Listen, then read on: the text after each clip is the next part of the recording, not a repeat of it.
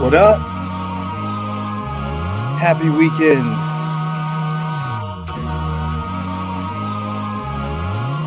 Get ready to have some fun, man.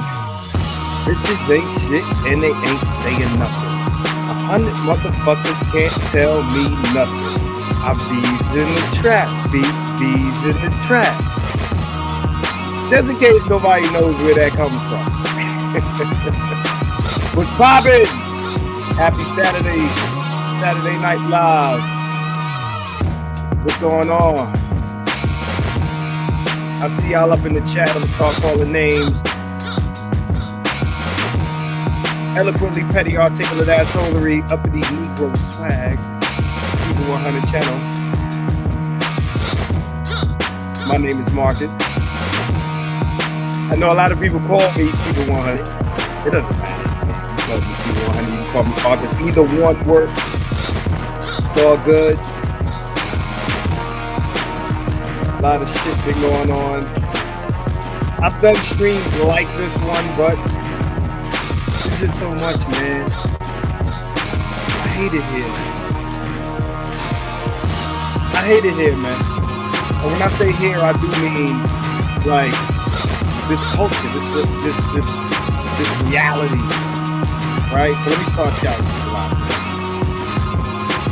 People on here showing love. I see you, Luke T. Likes.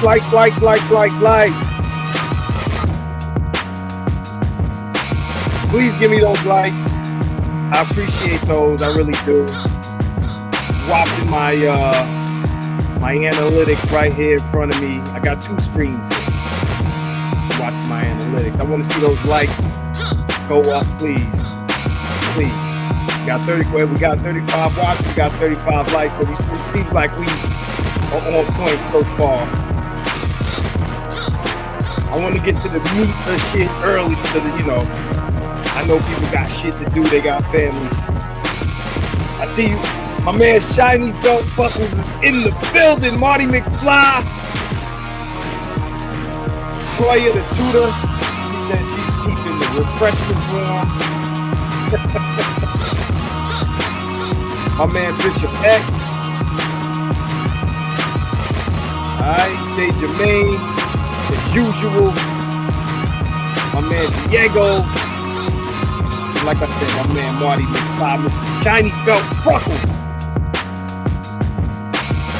Let me give my man Marty a shiny belt buckle. So he can wear that shit in Columbia. I'm gonna get him a stack of 100s. So he can make it rain in Cartagena. That's some real life people shit. JC the Conqueror, I see you. What's going on? Black man, you have no friends, nigga. You have no friends, baby. For some reason, this is lost. This is lost on people, man. You know what I'm saying? Shout out to Bernard Riley. Shout out to Hood Conservative. I was born with them yesterday morning. All right, yes, please hit the thumbs up. If you like, hit the cash out. If you like, hit the super chat. If you like, become a channel member. Definitely subscribe and share. If you're not a subscriber, just hit the sub. It's free. Subscriptions are free. You can sub the channel. Trust me, you'll like the community tab because I'm reckless. Shout out to Vlad. He said, yeah, bro, I'm tired of being stuck in this matrix. So over the past week, and I'm gonna try to pull some things up. Over the past week, right? I've been seeing some things that have been bothering me. And again, like, you know, this is one of my another, you know, I know people want to talk about, you know, the women and dating and this and that and the other. Shout out to Aaron Peters. I see you. But I you know, I like to get to the source. I'm a solution-based guy. I like solutions, right? I like getting to the source of the issue. when we talk about these things, and not to say that a lot of like the culture and what drives the culture is not women, especially in Black culture. But I like to talk to dudes because I don't want to just be like, oh man, look what we going through, this and this and this. I want to get to a place, right? And the realization that we have to get to, and we say this. I realize that a lot of stuff is said here. And when I say here, I do mean YouTube, this space, right? A lot of things is said here, but it's not acted on, right? So when you say Black man, you have no friends, and that's quote, the good doctor, right? The good doctor. It's like we know it, but we don't practice it, right? We don't act on it. What's good, Chaos? I see you. Right? Shout out to Jay Jermaine. Right? He says, for putting in work lately on these YouTube streets. Yo, definitely shout out. I want people to understand, right? And thanks, Jay. Thanks, Jay. I want to shout out a few groups of people. Right? I want to shout out my PhD guys. I want to shout out my conservative guys. Even the guys who, if you are, a liberal, if you're on the left, I want to shout you out. When I say that, I want to be specific. Anybody who labels themselves with any of these titles, who at your core, you want better for Black people or Black men, right? I'm shouting you out, right? But understand that those labels don't come before who you are. Nobody else sees you.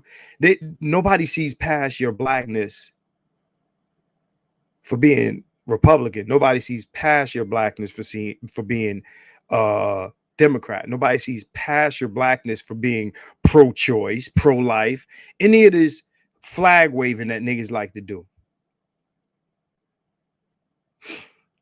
So there's a picture, and I'm gonna try to pull it up, right? That I was on Bernard's channel like a couple of days. Oh no, yesterday morning, and we were discussing Kanye West and his recent Alex Jones rant, right? Y'all seen this, right? Y'all seen this. And he said what he said. I'm not gonna say what he said. Okay. I'm not gonna say what he said, but we know what he said. He's talking about a certain individual that comes from Europe, right? Certain guy, certain well-dressed leader, so to speak. And, he's talking about, oh, I like this guy, right? If you guys want to type his name in the chat, you can. I'm not going to say his name, right? But this is the point. Shout out to Ray S. Whoa, I got time for you tonight, but I'm gonna speak the topic first, right? So this is my problem, and for me, it's bigger than Ye. It's bigger than Ye. I already did the we got a we problem, right? I already did the we got a we problem. This is the problem that I have with this, because hey, shout out to BGS Idmore. He says Kanye gets what he gets. At this point, right? At this point, Ye, things are gonna happen with Ye that are gonna happen with Ye, and we don't, like, these people have the power to do what they do, and they're gonna do what they do, right? Before I get to the Ye part of it, but this is what I want to get clear. Understand, all of this canceling, this repercussions, loss of sponsors and this and that don't happen when niggas get disrespected. Okay, let's talk about that, right? Another thing let's talk about is, okay, so he said he's aligned with this person. Let's also remember that we live in the US. We have slave masters on the money. We go to school and we learn about our great founding fathers, right? Our great founding fathers. And all of them were slave owners, right? We have statues of these men built in this country. Some statues were knocked down, but some statues remain. My point is, if this man is saying, I like such and such guy, and he's labeled crazy and this and that and the other, there's a certain amount of contradiction and bullshit that comes into, if you're going to say, well, this guy over here is wrong because he killed all these people, but we still hold in high regard and celebrate the people in this country who did what they did to us. If it's going to be equal, if it's going to be about murderers and, people who committed genocides and this and that, it seems to me, number one, we're only mad at people depending on who got killed.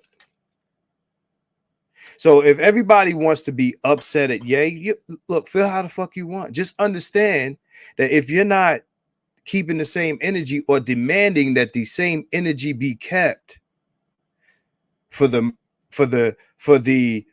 SS here in this country, for the SS here, for our SS, for our, offenders, our murderers. That's a problem. I'm seeing our people get more emotionally engaged about someone else's issue, especially when that same someone else, that same group of people has contributed to our slaughter.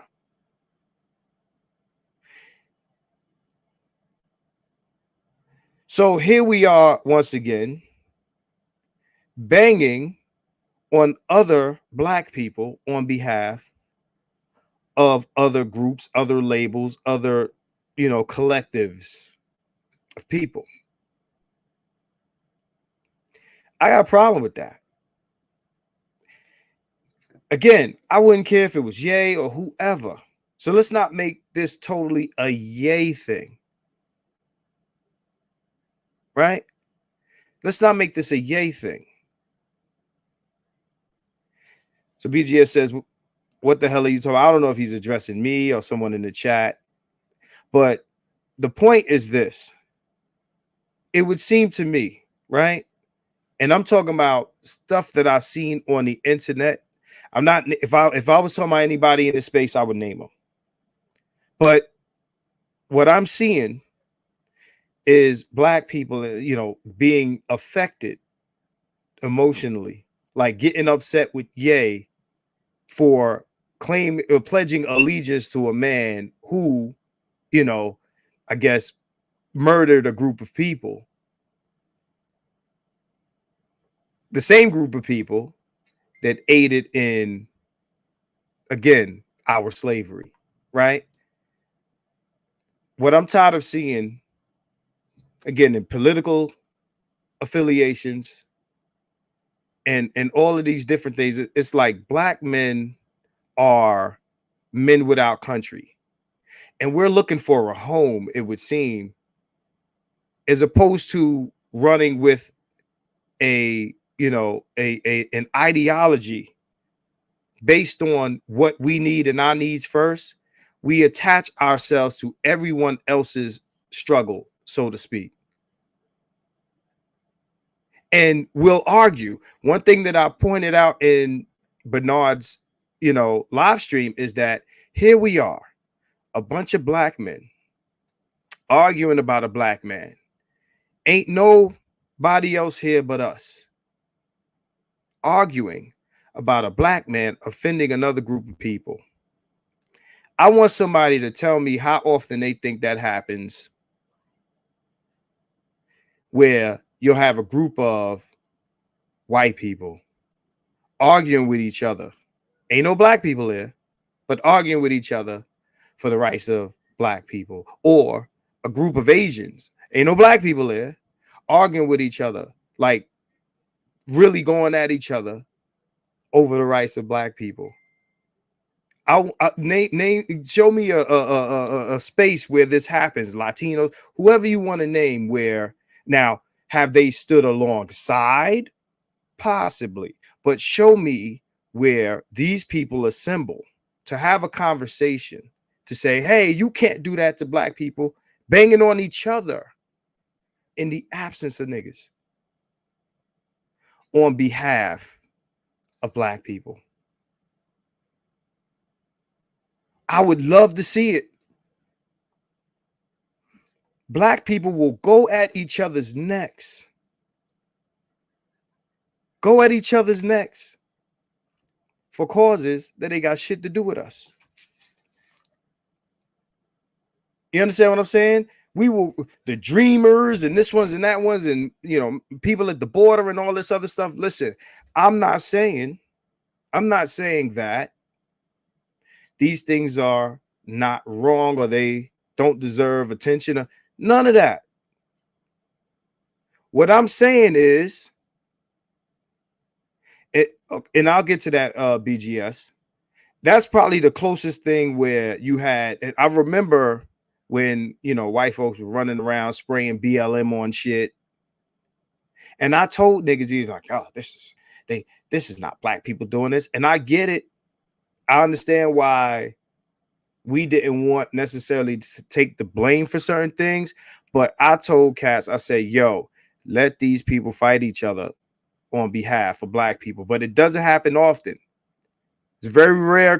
It's not something that's ongoing. This is ongoing. We're in black spaces. Niggas will go at the next nigga neck. I had a dude on Bernard's channel tell me that slavery produced the best Negroes on the planet. That you know, because we were slaves, this is why we're so successful. We're the most prosperous Negroes on the planet because of slavery. I fucks with my conservative cats when they are fighting, obviously, for causes that affect black men. But sometimes the shit, and I don't want nobody to get offended because I know a lot of guys that follow me are conservative. Sometimes it leans a little banjo for me. Sometimes it sounds a little banjo. I'm just saying that sometimes it sounds a little banjo for me. Sometimes the music sounds a little, you know, like you got taps on your shoes sometimes.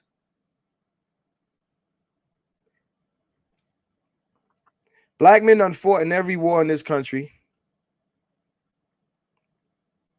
Early, we've done a lot in America. It would seem as though every generation that comes says, if we only do this, black man,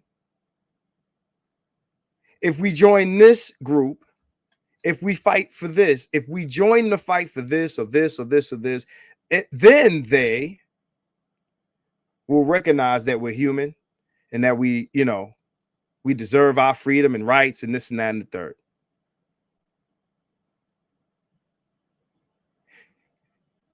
Boom, boom, boom, boom, boom. No, you don't get your gun rights. Now, I remember Rodney King, 1991. I remember 1991. I do. I remember that.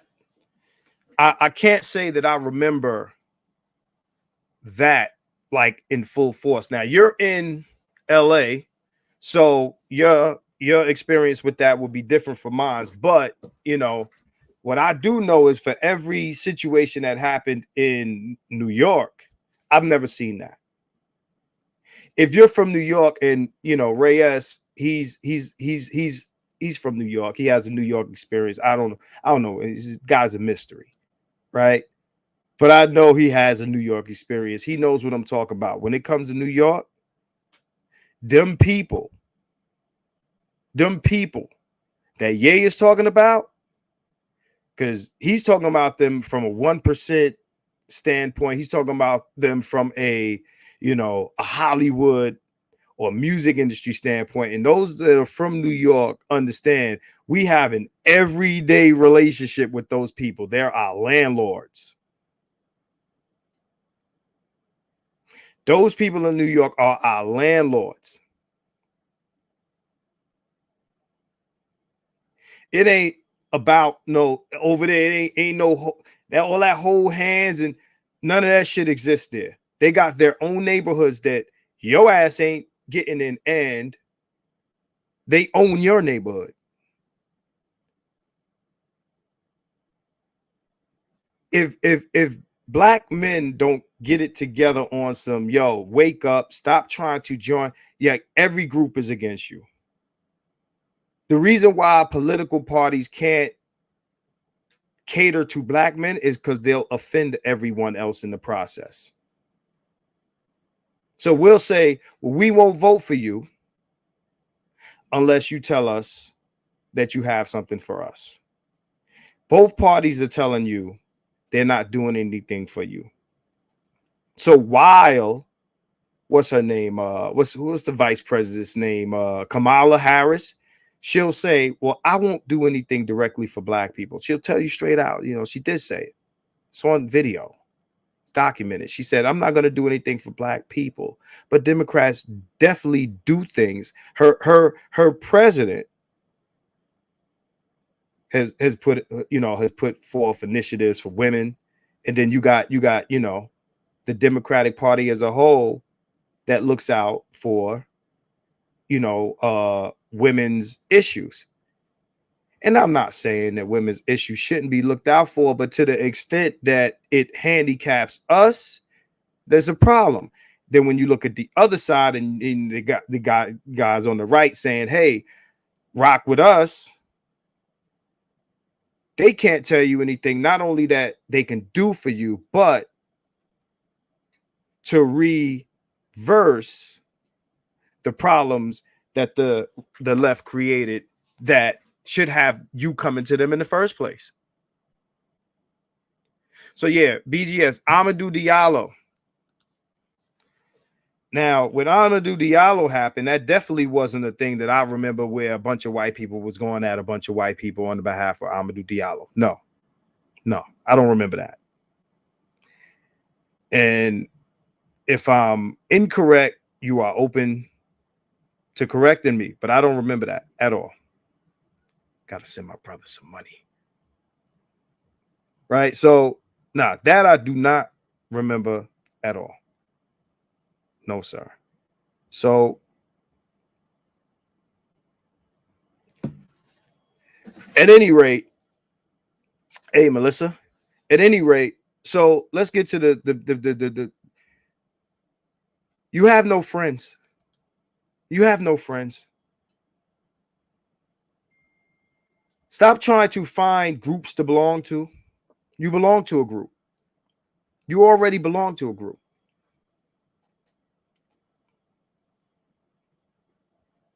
Every group that you're looking at, whether political or any other group, is telling you, hey, if you come over here, maybe we'll do some shit for you. Everybody's gaslighting the shit out of black men. Right? And BGS, if let me know if you want to jump in here at some point. Right? But my point is, shout out to Nameless when he's talking about political Mandalorianism. Like, you got to get, like, the shit has to be a shrewd negotiation at this point. Or it's a wrap. Now, listen, I'm speaking to the guys who want to remain, and they You know, they want all these things, but at this point, it has to be a shrewd negotiation. If I can't have this, I'm not involved. I'm not involved. I don't care who wins the election if neither motherfucker is doing shit for me. Why does it matter at that point? Why would it matter? At the end of the day, if you, bro, I've said it on this channel a million times. I don't care who it is. I'm not joining no gang that I can't derive benefits from. People are telling black men for years and years and decades and centuries, it is your duty to do this. Give us something for nothing. Shout out to Red Lion. Right? Something for nothing. None of these groups do this. Every other group demands something in return for their participation and involvement. Every other group. And I'm constantly in arguments and fights and all this other shit with black men who think that by affiliating themselves with some sort of movement, they're going to win. They're going to win by just, you know, hey, I'm down with these people. And if I do it with them and this and that and the other, you know, Mr. Man of Tomorrow, you know, I post a video. And BGS, I hope you're still here because I want you to hear this. Shout out JFR 777. What's going on? So Man of Tomorrow comes left at me, basically says, you know, after I posted a video of a black man getting beat by police, he says, your party, because he assumed I was Republican, your party co-signs this. What makes you think that I would co-sign police beating up a black man? I don't know why they're beating up a black man. They would have to explain it to me.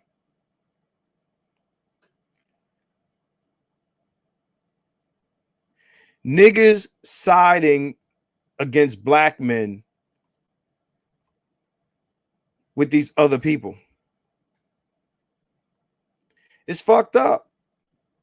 I mean, this is where we are.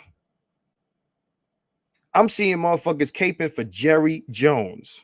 Now, if anybody in here wants to got a good defense for Jerry Jones, he was only 14. Yeah, and I said it. So was Emmett Till.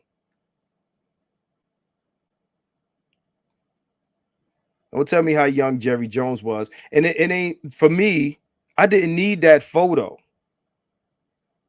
to feel a certain way about Jerry Jones.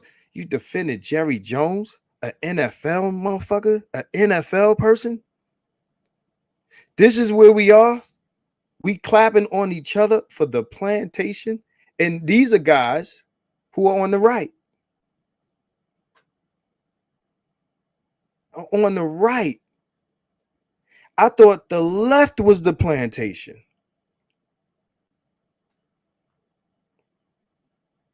I'm hearing leave the left because they're the plantation. But then y'all celebrating seeing the slave get the whip cracked on them. How does this work? And this is why I told dumbass Man of Tomorrow, and I'm waiting for that smoke for whenever he wants to bring that smoke. I told him I'm on the black man's side because he asked me, what side are you on? So I got to pick a white man to rock with. No, I'm on the black man's side. I'm on the black man's side.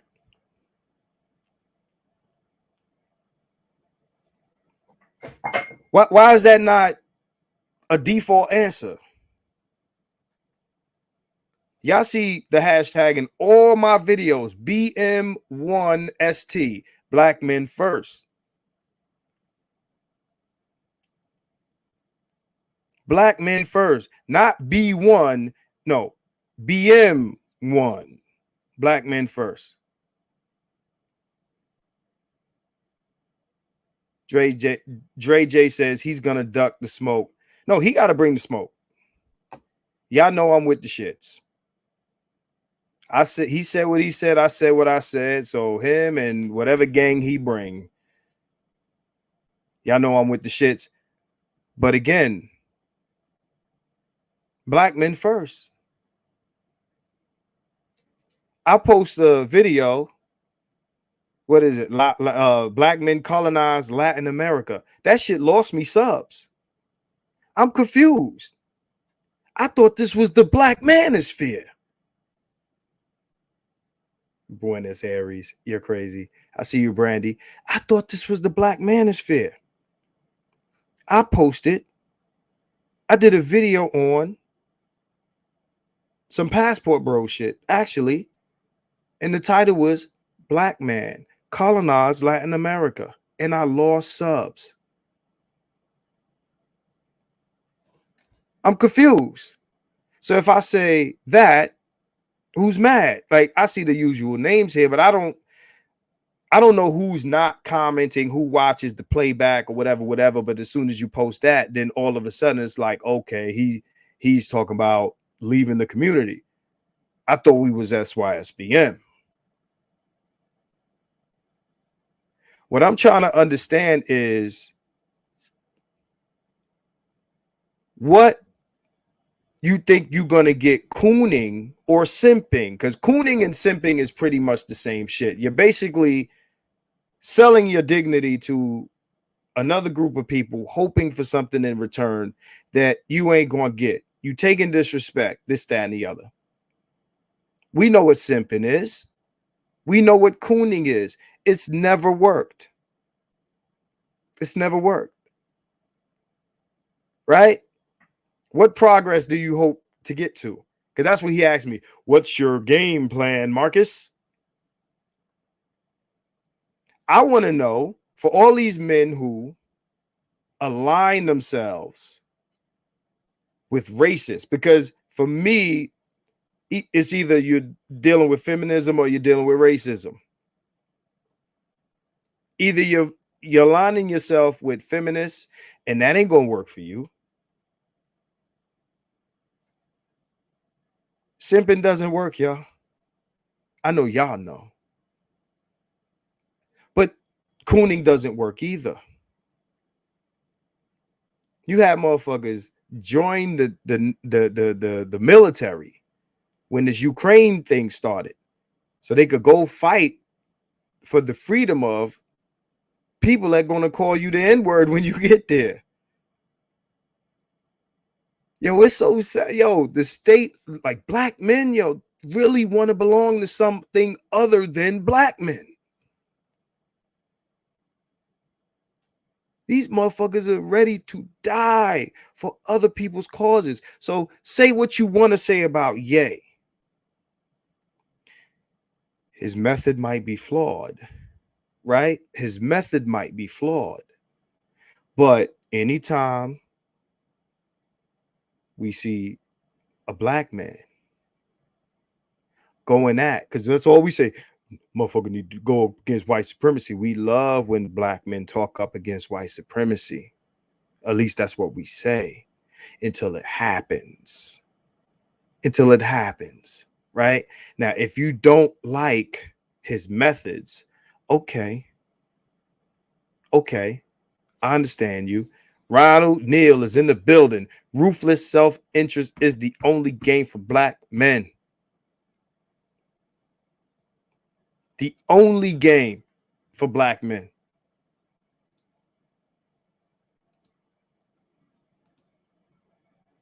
He BMI. That's what Dr. Neal always, he says BMI.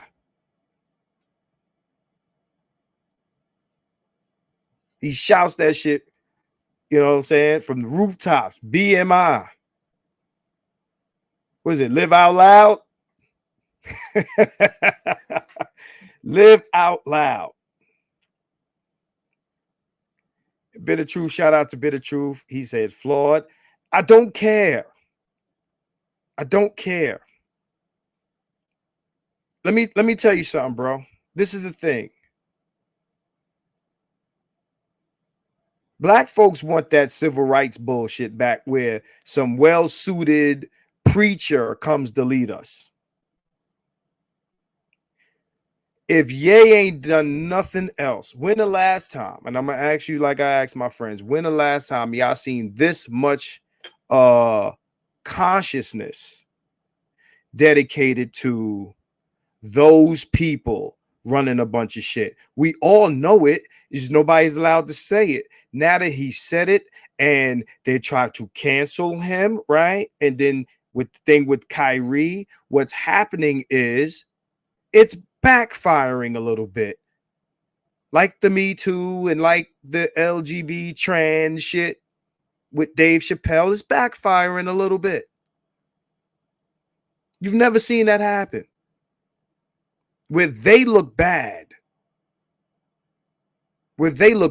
And now Dave Chappelle with his SNL intro, he says what he said. And see, it's easy to go at Ye because he's not a liked person, but it's hard to go at Chappelle because he's loved. We're in a time, we're in a culture where the shit you say is as true as people like you. I'm gonna say that again. We are living in a culture where your shit coming out of your mouth is as credible as how much people like you. And all the media has to do is first convince people to not like you. Now, nothing you say is credible. They have to discredit you. Once they discredit you and people don't like you, it doesn't matter how true what you say is. In order for people to accept truth from you, they have to like you. And if they like you, they accept your lies.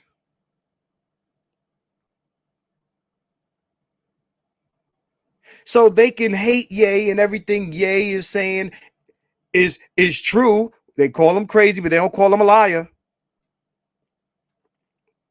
And they could come at him and they could take this and that from him and yada, yada, yada. But when somebody that's likable says it and they try to come at that person the same way, it doesn't rock. It's the same information. Dave Chappelle got on Saturday Night Live. He said the same shit. He made a big disclaimer at the beginning of his monologue. Made a disclaimer. Didn't mean nothing. Same response. But it's not going to rock because they like Dave. Dave is likable. He's a likable guy. When the last time have you seen this happen? I'm not mad at it. Call him crazy, call Ye whatever you want. But the outcome of this is that now there is a heightened consciousness given to the power of these people. Not just by us, neither. The average Anglo-Saxon white person is now seeing, and not to say that they didn't see it before, but now it's heightened.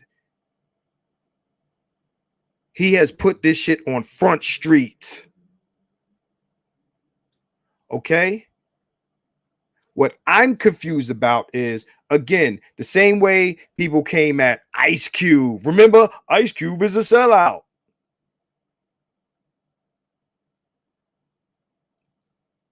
The media will have you loving the oppressor and hating the oppressed. Who said it?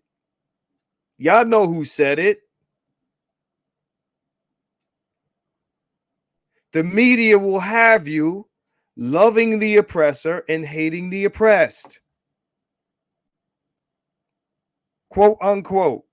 Malcolm X.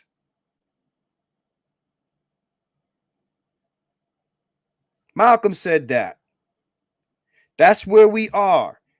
Again, I would say that most people are thinking Ye is crazy because he lost some money. But niggas that get mad if celebrities don't stand up for them because those celebrities don't want to lose some money. Can't make niggas happy. Either way. You ask somebody like Michael Jordan, hey, how you feel about such and such? Yeah, blah, blah, blah, blah, blah, blah, blah. Oh, he's a sellout. Why? Because he's protecting his fortune. But if he go out there, he do some Kanye shit and lose some money, oh, that nigga's wilding. What do you want? And then if the motherfucker say some shit and they start taking shit away and he said, oh, I'm sorry, I didn't mean it. I'm sorry, I didn't mean it. Niggas get mad that the nigga apologize.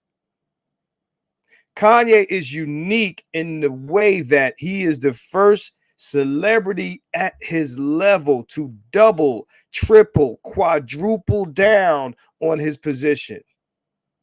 We've never seen it before. Never.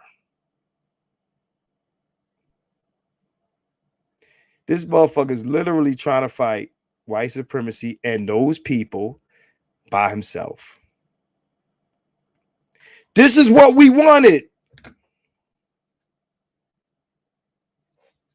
This is what we wanted. And yeah, I agree with that. Hold on. Niggas are mad at Ye because of that slavery comment.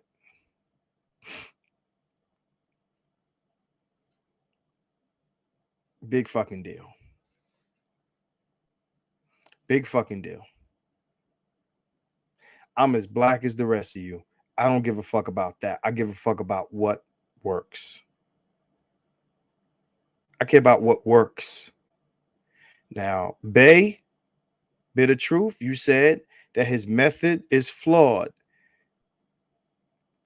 Not 100%. Because here we are in the consciousness of, again, he has kind of woken a sleeping giant. He's awoken a sleeping giant with this shit. Okay? So we've never been here before where cancellation of people by those people is kind of, they tried to cancel Dave. It didn't work. What did Dave lose from saying what he said? Somebody inform me. Did Dave lose anything? Did he? I don't care about outbursts. I don't care about tone. Niggas care too much about tone. I'm standing back and I'm watching the show. Would I do what Kanye is doing?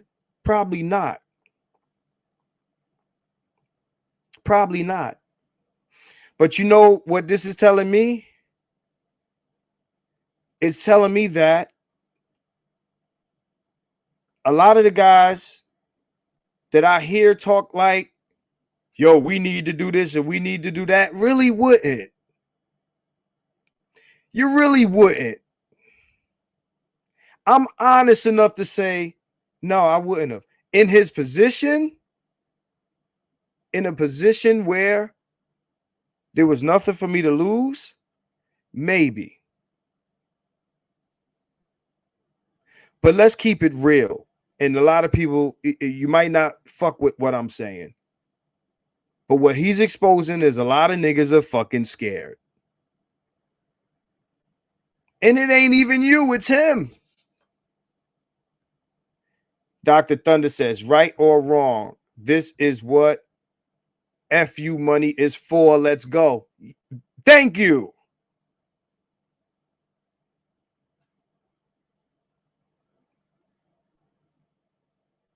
My man said on Billions, he said, what's the purpose of having FU money if you never get to say FU? Ask yourself, why are you offended? Slavery was a choice? I get it. Why does this offend you? Why is what he's doing on Alex Jones and all of this? Why are you offended by that? It's his money. He's losing it. Why does it offend you? Ask yourself that. Too many niggas got the sensibilities of other groups of people. You are feeling for those people. You're feeling for those people.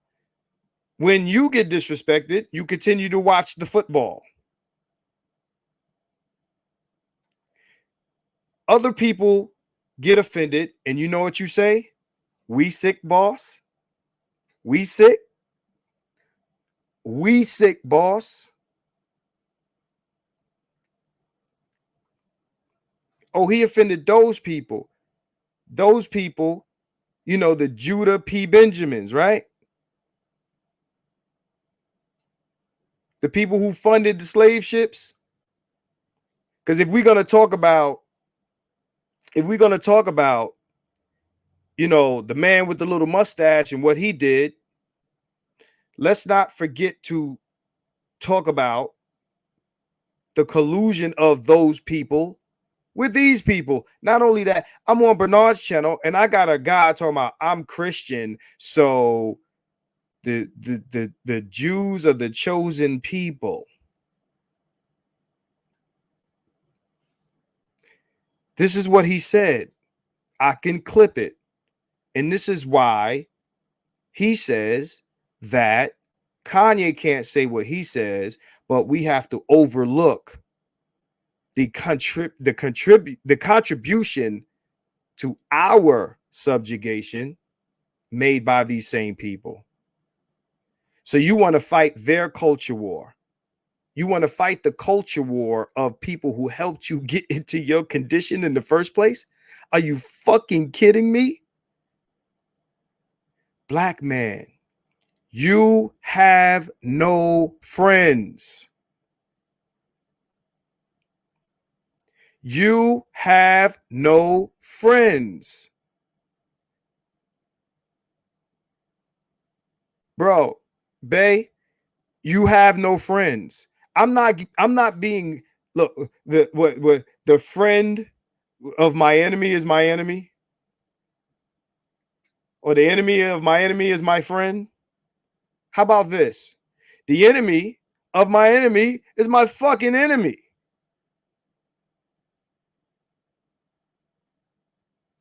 How about that? The enemy of your enemy is still your enemy, nigga. It's like watching the two bullies that take your lunch money every day fight in the schoolyard. You jumping in? Yeah, because hopefully if I take the side of one of these motherfuckers, then next time, no, the enemy of your enemy is your motherfucking enemy.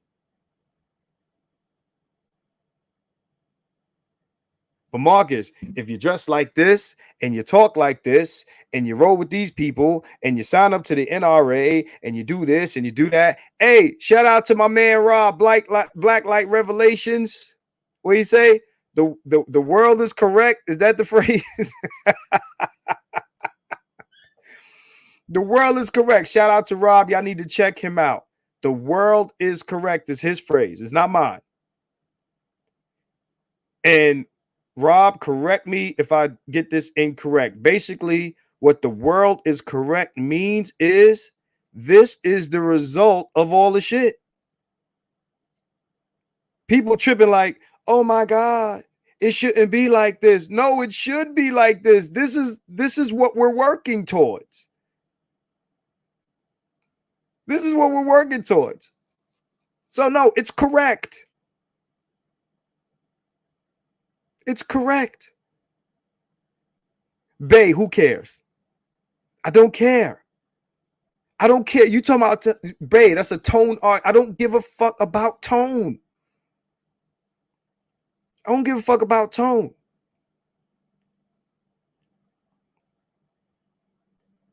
Yeah, my man Rob says you got it.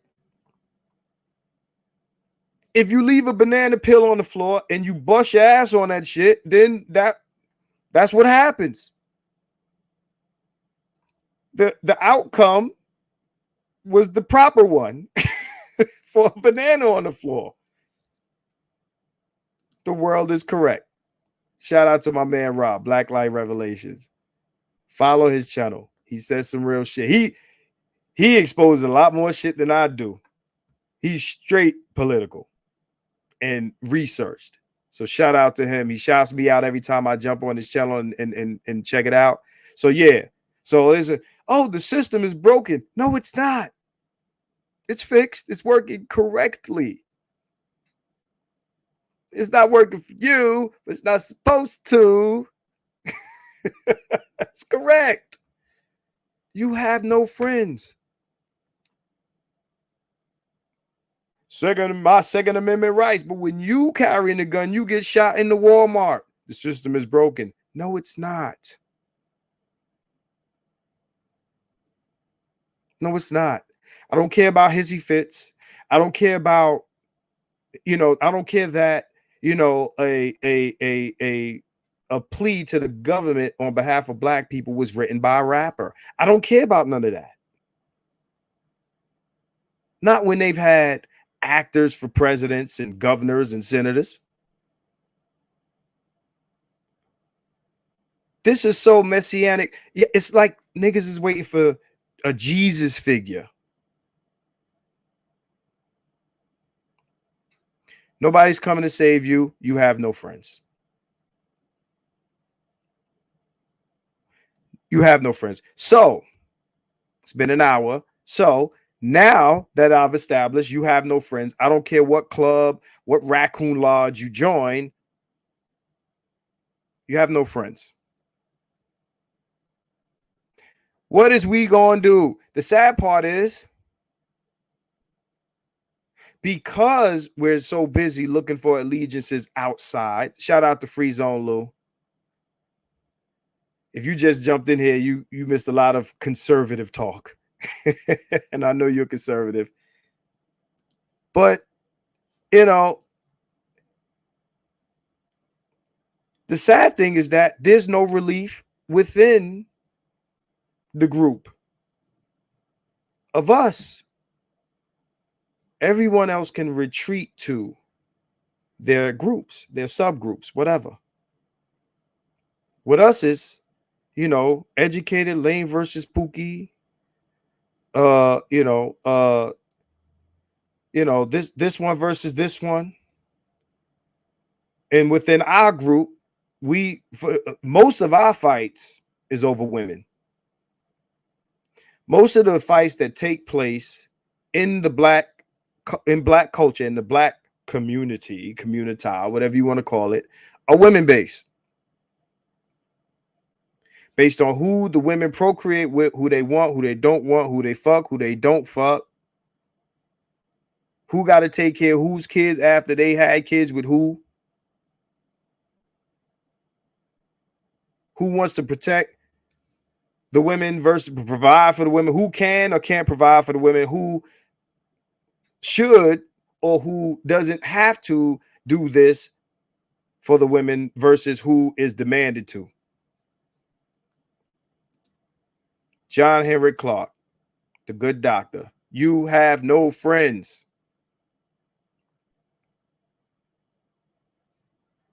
Most of our issues stem from that.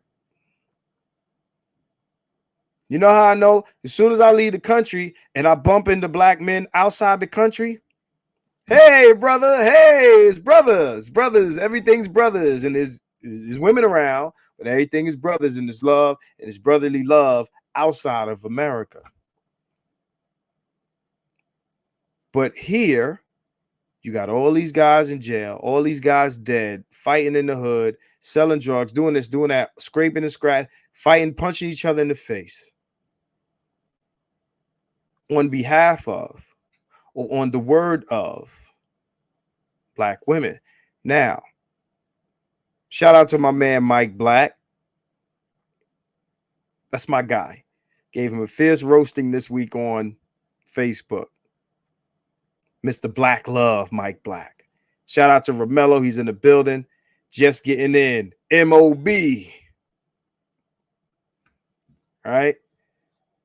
Shout out to my man Mike Black. Let me read this first. Dr. Thunder, when it is pointed out that specific policies work to the detriment of Black people and they double down on the policy, they have reached their objective regardless of their rhetoric. You got guys, and a lot of people are going to get mad at me for saying this, but I'm going to say it anyway because I don't be giving a fuck. Understand that while I won't say or do what Kanye is doing, a lot of the stuff that I say here causes a lot of people to feel away, reduction in views, people don't fuck with me. But understand, I didn't come here to lie. I didn't come here to Derek Jackson you, sell you a book. If you come here for the truth, whether that shit tastes good or not. And what I'm going to say is, you know, a lot of us in reference to women, because we've already established that our culture is women ran.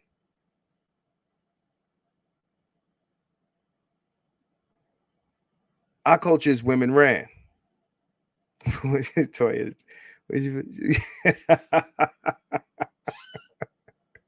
I guess it tastes good, huh? What's up? Hey, what's up? Conservative is in the building. Conservative, shout out to Conservative, man. Damn, you missed the first half, man. I was talking about Ye. But I'm adding on to what we discussed yesterday, bro. Have no friends. I'm gonna say this, and you know, again, Conservative, welcome. Don't get fucked up about what I'm about to say. A lot of political affiliation, separation, and dissent regarding Black men has a lot to do with women. Let's keep it fucking real. Let's not lie. I'm not going to say everybody, but a lot of Black men are leaning right because of Black women. Let's just say what the fuck it is. And a lot of Black men are hoping that the right takes certain things away from Black women so that they can get their community back, or they can get their power back over Black women. Power back that you didn't have, motherfucker. You didn't have it.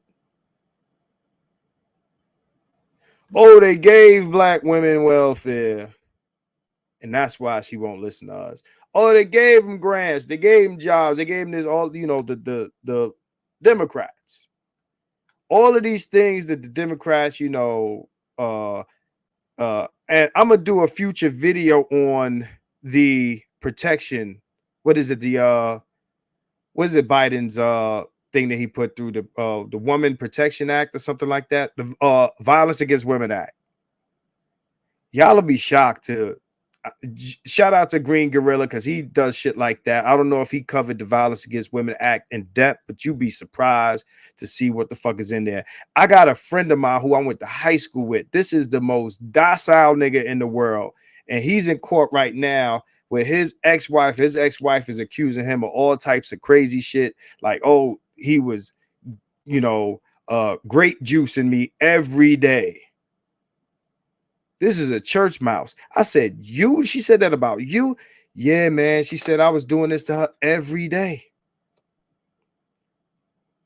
The Violence Against Women Act says they don't need proof. They don't need proof. From what I understand, if I'm correct, this is Joe Biden. Joe Biden. Shout out to Big Kev. Thanks, Marcus. You really don't have to do this. Yes, I'm giving y'all my Saturday nights. I live in Vegas. There's a lot of shit going on the Saturday night out this motherfucker. A whole lot. Shout out to Big Kev. I appreciate you. You don't need proof. That's what he told me. I didn't know that was there. But I'm reading it. It's a lot to read. From what I understand, you don't need proof of certain allegations. You don't need proof. She doesn't need proof. Your ass needs proof. You ain't do it. Like you said, believe all women. So understand this, right? A lot of guys are leaning right because of stuff like this. So I understand this though. That shit ain't getting reversed by the right. I was watching a video. Somebody showed me a video. You know what? You know what? Shout out to Dr. Thunder. That was Dr. Thunder. Me and Dr. Thunder were watching a video with church women, pro-choice Christian black women. Doc, you still there? Pro-choice Christian black women. And they asked these women, they said, yo, don't you find it contradictory that you are a Christian woman and you are pushing for abortion? What that should tell you is, especially with the right being heavily Christian, that the women who vote for Republicans, a lot of them are pro-choice. Now, Roe v. Wade being reversed. Roe v. Wade being reversed didn't ban, it just gave them states' rights. That's all it did. So now up to those states to either vote in people who are pro-choice or pro-life. And we'll see how that goes. We'll see how that goes, because you'll be very shocked who's on the right that has feminist views depending on what's being spoken on.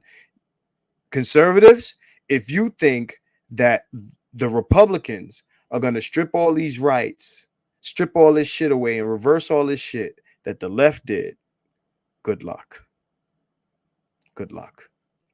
Especially not on your behalf. Always remember, there's this little group, this little tiny group called the Men's Rights Activists. And these are white men. And these men ain't been able to get child custody, 50-50 custody. 50-50 custody in America. We still don't have it. No matter who's in office, no matter who's local, no matter who's federal. We still don't have that. There's a reason for this. Okay, shout out to Maul, Janfar. Say you see a person's true character when you give freedom and space. Black men want to be in denial about black women. I said on Facebook, he said the left and the right have fully embraced girl power. Don't be fooled by the Republicans, black conservatives. I'm going to say this now. Don't come at my neck. Again, I am on the side of black men. Understand, black conservatives who are in here and anybody who will watch this video later, I am not coming at you to talk down to you. I am on the black man side. If you are a black man, I'm on your side. I'm here to tell you, don't be fucking fooled. Don't come at my neck. Just do the research and watch and demand from these people. And they'll tell us, well, they don't owe you anything. The minute you tell me you don't owe me anything, you're telling me what the left told me. You're telling me what the women told me. Black man, you have no friends.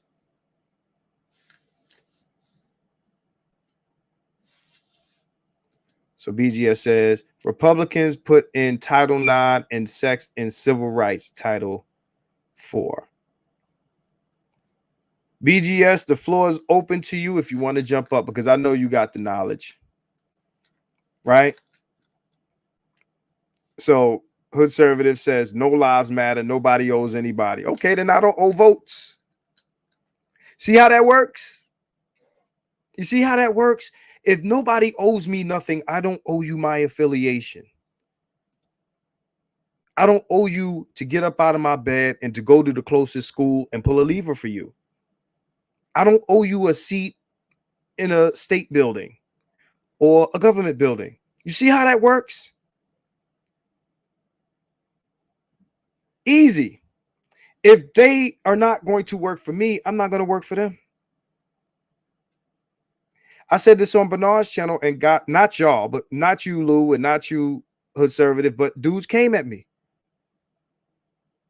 Dudes came at me for saying, okay, if I could tell a black woman, what does paying all my bills get me, shorty? It don't get you shit. Oh, well, then I won't pay all your bills.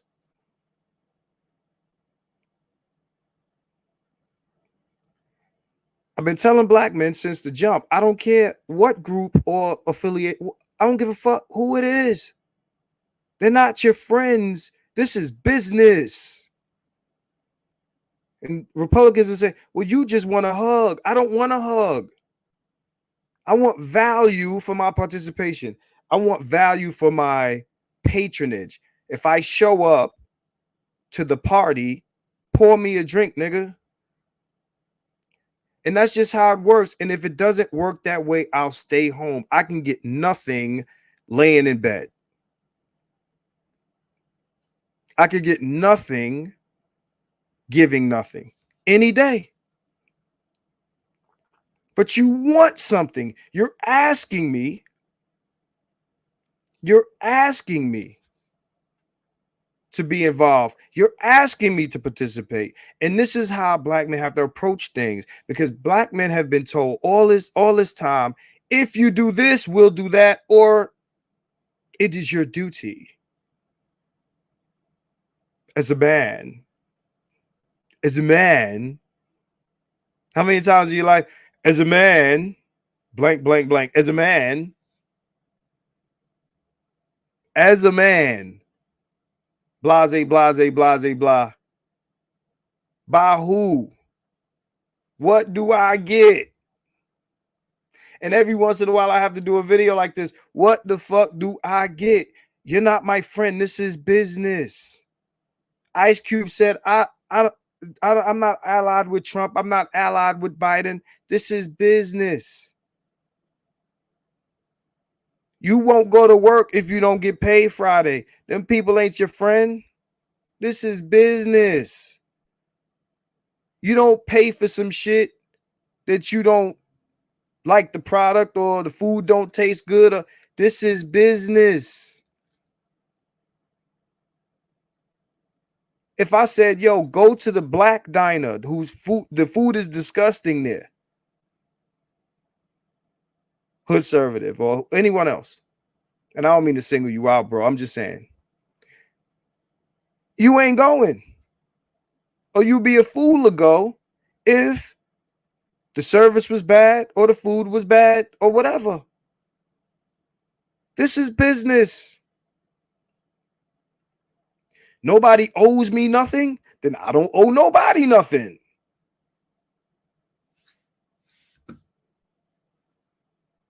Now, if anyone chooses to participate for free, that is your business.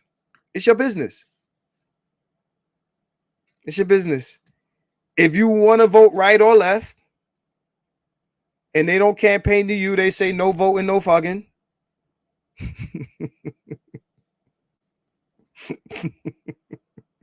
You know what I'm saying? They tell you no voting, no fucking. I want to know, 80% of people voted, black men, 80% of black men voted for Stacey Abrams in Georgia. I wonder how many of them got pussy for the effort. They said no voting, no fucking. So that means 15% of black men ain't getting no pussy.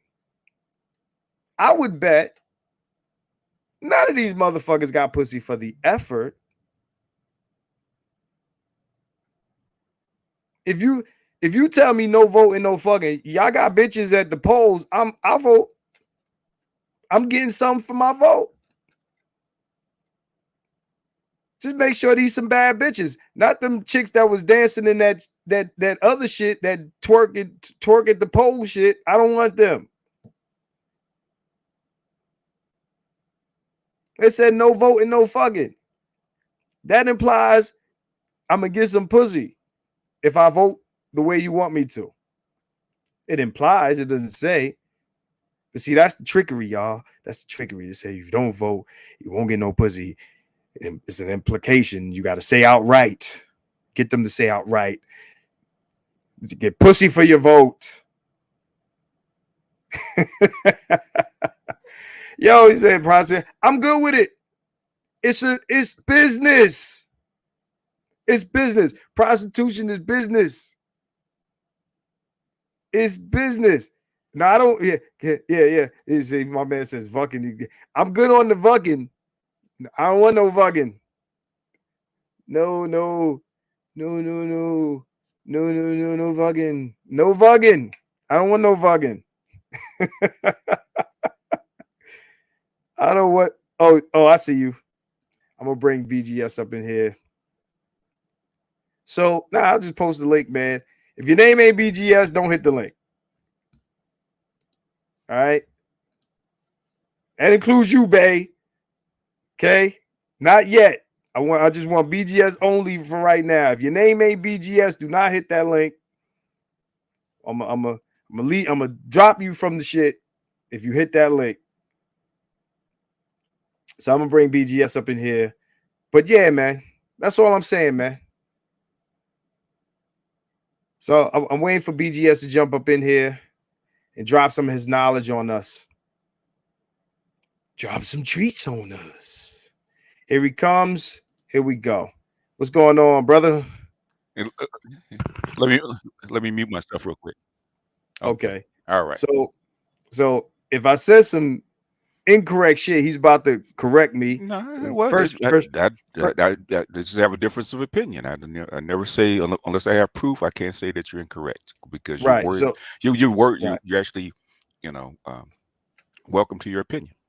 I don't have to okay. share it, but you know All how we right, roll. no problem. You know how we roll. Right. So first you're gonna tell me I ain't shit, right? Well, that's one thing we agree on. But you knew that. Yeah. You knew that. That you knew that when you was young. So I didn't have to tell you. I wasn't the first person to tell you wasn't shit. Hey man, I started off as a good guy, man. The world made me this way. I started off as a good guy, I man. had a black mama too. Stop trying to gaslight me.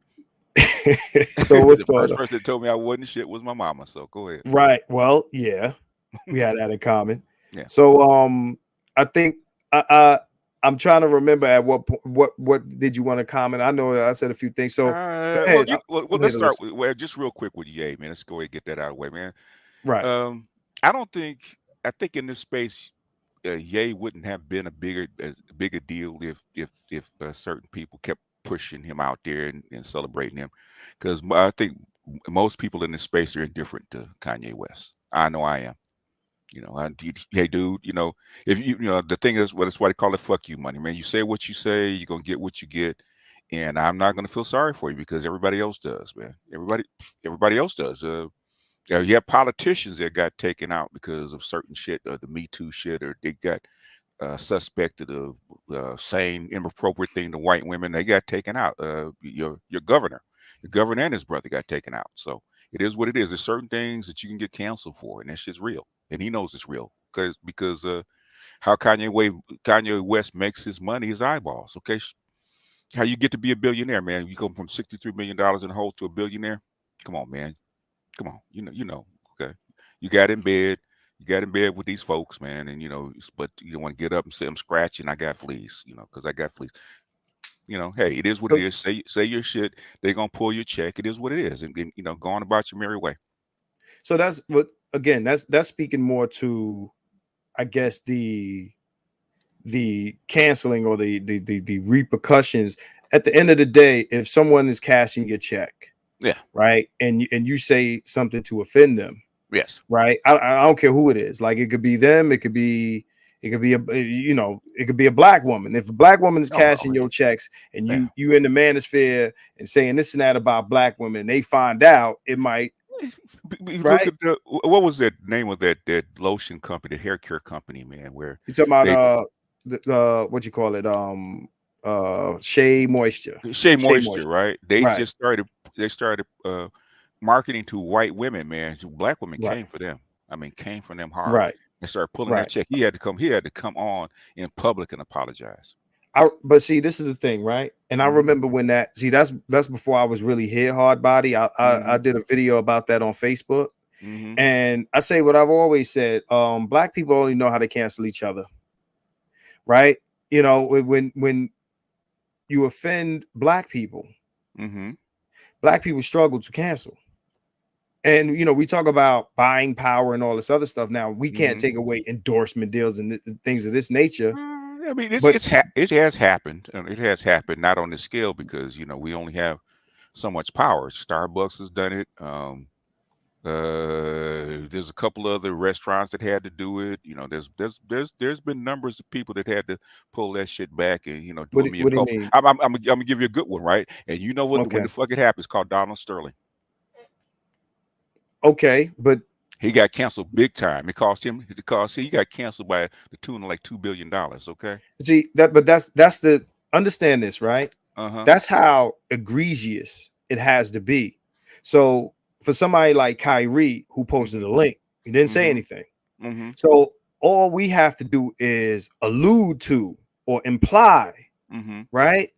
For Mhm. them to get, like severely, if it's something that, something real to happen to them, the offense has to be sort of egregious Well, most of the time. they have more power, so it's harder to get to them. So basically, Absolutely, is it easy to absolutely. easy to beat up a 6'9", 400 pound dude or a I, five I, foot 90 pound midget? right. I get it, but what I'm saying is this, right? Mm-hmm. When like whether it be the NFL or Dove soap or any of those things, right? Mm-hmm. What I'm saying is the the canceling, like you saying what happened to Mm-hmm. Donald Sterling. Remember Yeah. that the people who did that had the power to do what they did to Okay. Donald Sterling. If Okay. if those people didn't feel like what he said offended them or offended their sensibilities, Mm-hmm. right? It wouldn't have happened. But what I'm saying is on the level of patronage, participation, sales, viewership, these sorts of things that black people contribute, it not necessarily to the point where if we're gonna pull back and shut them down, but Mm-hmm. at least affect their bottom line.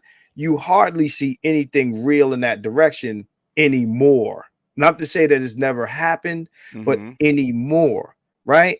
So my point is, it's like, okay, for instance, one of the things, I mean, I'm glad you're on here so I can speak to you about this directly. Mm-hmm. For instance, Wakanda Forever, right? Okay. Wakanda Uh-huh. Forever. Now, in this space for over, how long did they've been getting this film together? Oh, And about 3 years, right right, after, right, really before Chad, but they're already writing it before Chad died. Now he said that Chad was in the script, the original script before he died. Now, what happened after he died, I don't know, but it's been at least we've been having this debate for right after the Black Panther actually came out of theaters. I think late 2018 when we were having this discussion. So it's been like so 4 years. yeah, so the point that I'm making, Mm-hmm. is this: Mm-hmm. all this time that and I do mean, first I'm gonna start with this space, but then, Mm-hmm. there's a bigger group of black men outside of this space that Mm-hmm. we were not necessarily open to the idea We of going we to. well, you know that by the Stacey Abrams vote. Okay, we were Right, small, tiny, speck. right. We the tiny mote in black women's eyes, but it is what it is. So what I'm saying is, I'm saying that Mm-hmm. I didn't expect, because me and you, I think we spoke about this on the community tab. Okay. I didn't expect the movie to flop under the feet of black men, like it's gonna come out and only make $20 million because black men at large decided to not go see it. My Yeah. my thing is, you know, as much conversations as we have in the space Mm-hmm. about things like that, about the erasure or removal of black men and this and that and the other, I Right. found that a lot of men in this space Mm-hmm. still went to see the movie. Now, I haven't seen it. Okay. I've been asked to go Mm-hmm. by numerous of my friends, numerous people, friends out here. They to the point where they offered to pay for Mm-hmm. me to go see it, and I say Mm-hmm. no, I will not watch the movie in the theater. Um, my thing is this. That's just one example, but I find that, Mm-hmm. and you've heard me say this before, I Mm-hmm. find that a lot of times I feel like black men tend to support the same things that we kind of bitch about, right? Yeah, We're yeah, of course. right. We're saying this, we're saying that, and And I know you're on the and, same and page as me. the thing is why. If you understand why, it doesn't surprise you. No, I'm not surprised. It's just disappointing Why? to see. No. Hold on. To see Okay. not necessarily Mm-hmm. the greater population of black men Mm-hmm. is not the manosphere. What Mm-hmm. I often come across is within the manosphere, Right. and dudes try to come at me on my community tab for saying this. Mm-hmm. Within the manosphere, we say, well, winter's coming, Yeah. and then we give bitches a bubble goose. Uh, You a, bu- understand? a A bubble goose. bubble. What Okay, do you you mean? from California. Bubble. Yeah, I'm from Some New, California. Yeah. Yeah. No, right, some New York real shit. simple. You don't have to go into Right, like a details. like a like a like a like a heavy winter jacket. You give them a winter Oh, jacket, okay. Oh, winter right? jacket. Okay. Right. So No, my no, no. bad. And So instead of let her be cold, you give her something to warm herself up with. You kind of right. bail So her out. you Yeah. like Yeah. right. So like yeah. Hey, black women are getting evicted at record numbers, Yeah. and then well, what are we gonna do about it? Let's Well, and let's and I said this, man. I said this even way before this happened. Cause I said this back in 2018, man. Because um I know what black men say. Okay, I know what they say, and I know what we just as emotional as our women are. Okay, and we said a lot of shit out of emotion without thinking practically, right? And I told him bring back then, you are not prepared to see black women and children on the motherfucking street, no matter what you say, right? Okay, you can say it, and theoretically, they said it theoretically because they never thought it would happen, right? You're not prepared for the reality. And I said this way back then. If I can find the video, I should pull it up and show it to you. I said, you are not prepared for seeing black men and women, black women and children on the motherfucking street. You're not prepared for that. Okay, you're not. And I said, I don't think you prepare for that reality. And guess what? When it came around to, they're not. Okay, that's bluff because they're pissed. They're pissed and they hurt. And really what they want is black women to suffer just enough to where they will come back to the table. That's really what they want. They want black women to get scared so they can come back and negotiate. That's all it was. They're not prepared. They're not gonna let black women and children on the motherfucking street and to freeze. They're not gonna. It's not gonna happen. Okay, they ain't got it in them. Okay, okay. I call most of these cats here, 80% of people in the black red pill community, man, in this black manosphere, what I call blue pill ciphers. Okay, they really want to be back in the matrix. They really want to be define back. that. Yeah, Define that, a please. blue pill. Remember the Matrix and Cipher. Yeah, I do. Okay, Cypher wanted to. He took the red pill. He got out there into the real world. I don't like it. Put me back in. Right. Put me back Mhm. in under my terms. Right. That's Cypher. A lot of cats in here are blue pill ciphers, and I said that back then. In fact, I got a strike for it. I got a strike from YouTube for that shit. For that comment, or Man, the I got a strike repeating Dr. Curry's work. I got a strike for repeating Green Gorilla's work. Okay. No wow, cussing, no profanity, scholarly work, blah blah. I got strikes for that, but I got strike for Blue Pill Cipher. wow, that's crazy. Whoa, okay. My channel is complex, man. You'd be surprised what I get strikes for and shit Wow, I get away with. because I mean I got both of them, but the thing is, and I've said it before, is Hmm. is one thing. Like I said, the greater community is one thing, but the space is another. The space is supposed to be the concentrated ideology. You understand what I'm saying? Hmm. Like this is supposed to be the bout it guys here. Supposed to be, right? Supposed to be. You, And I've said it. it changes when you get to be a content creator and you really see what's really about. Right, right. Bueller.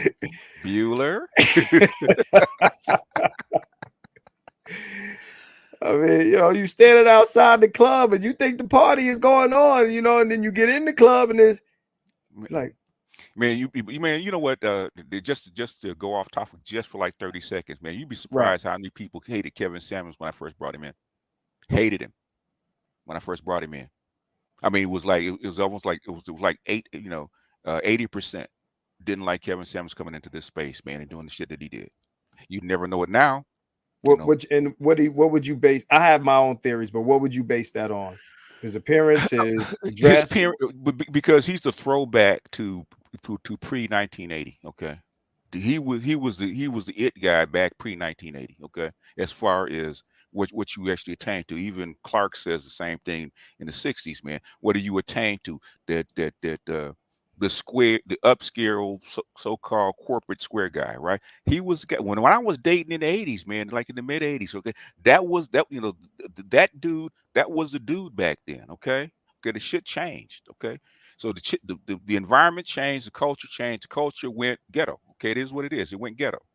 So the ghetto look, the ghetto act, and the ghetto swag was in, and he didn't have it. And that's why so he said we need to change our image back to something what it used to be if we want the kind of respect that we think that we want. Okay, they disagree with it. Okay, they hated him for it. Okay, and they fought him tooth and nail. Jay-Z said change clothes. You did. I have my thing is my thing is if you're gonna embrace this culture, you get what you get. Stop fucking complaining. Okay, you're gonna have dysfunctional families. You're gonna have kids out of wedlock. You're gonna have marriages break down. You're gonna have all this bullshit. It comes with when you embrace this kind of ideology in your culture. Clark said that shit back in '65. You did it. It was only like 10-15% of the culture, and this was in New York. That's where he was. Okay, 10%, 10 or 15% of the culture. You embraced this shit. Fine. Okay, because tats when I was coming up, man, in the 80s. Okay, I'm old enough to know tats and that kind of swag were for fucking criminals, street hoods and criminals. Y'all embrace this shit. Okay, I ain't got no problem with it. But you get what you get. The men embraced it first, and the women follow right behind it. Once the women followed, okay, once they start eating it, it's a wrap. Okay, it's a So wrap. Rich Turner says on the wood, BGS preaching that gospel as usual. And yeah, BGS BGS that tax. appreciate you. All right, I I mean, said but BGS on, I'm late. Yeah. So what he says, I still disagree with it because I do not believe we can image our way out of America's hatred for, and I agree. Uru, I agree with you. it's okay. It's not okay. It's not about imaging your way out of hatred for the black man, right? Okay, okay. The image that you embrace is fucking poison. Right. You I embrace don't but you ingested poison. You literally took the poison on your own. I don't think that was Kevin's whole message though. No, no, no, no. I'm not saying I'm using Kevin as an avatar. Okay, No, Kevin didn't say that. no, I get no, I'm this is in reference to Uru. Okay, Right? Uru's comment, right? Yeah, I don't think this, because again, he's like, we can't image. I mean, I said it earlier in this cast. I said, if you dress a certain way, this, that, and the other, like the lie has always been, if you do A, they will do B, or we will accept you on the basis of this, yeah, that, and the other. But at the end of the day, um, my man says right here is an image of personal pride. Uh, you know, I take pride in my image, I don't think that has anything to do with my expectations on, being accepted by the dominant culture. Is that's not. The thing is, I'm not even talking about what the dominant culture. no, not you. Okay. I'm talking about him saying image our way to. He said we can't image our way out of America's hatred of black men. So understand what I'm saying is in response to Uru, Okay. not to you, but again, you know, my issue with people having an issue with Kevin, because I lost like associations behind that, and I'm Mhm. like, for guys who often say black men don't have father figures or they're not getting this sort of guidance, here comes a guy to give it, and you don't like him based on whatever your petty issue is, right? And I've said it about women, but I'll say it about men at times. We don't want what we say we want. Nope. So again, you complain there's no uncles, there's no this, there's no that, there's no I guess the previous generation, or the older generation of black men here to correct us, or the leader, or the masculine imprint, and whatever you want to call it. Now we have the internet. So all Mm-hmm. the guys who grew up with our fathers and grew up around auntie and grandmama and cousin Mildred and whatever, can get on the internet and hear you, hear Dr. T, hear Gigi, hear me, hear all of these guys, hear Kevin. Mm-hmm. And it's almost like the guys in this space I'm talking about. Yeah. The average simp warrior, I'm not speaking about. I expect him to behave the way he behaves, but for guys in this space to react to him the way they did is kind of disappointing, because it's almost like you're banging for the gynocracy. That's what it sounds, that's what it feels like to me on my skin. You're banging for the gynocracy. You'd rather be corrected and disciplined by a female voice. Yeah, well, that's unfortunate, but it is true.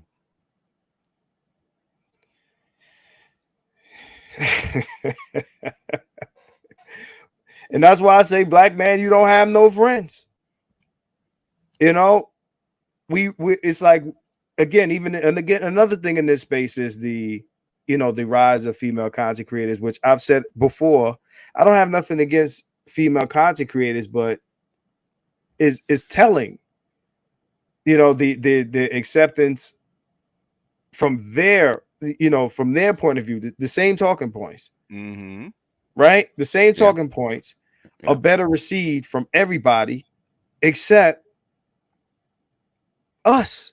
Yeah, because we don't have the code to the Winter Soldier chip. They do. Right. Well, code is the problem.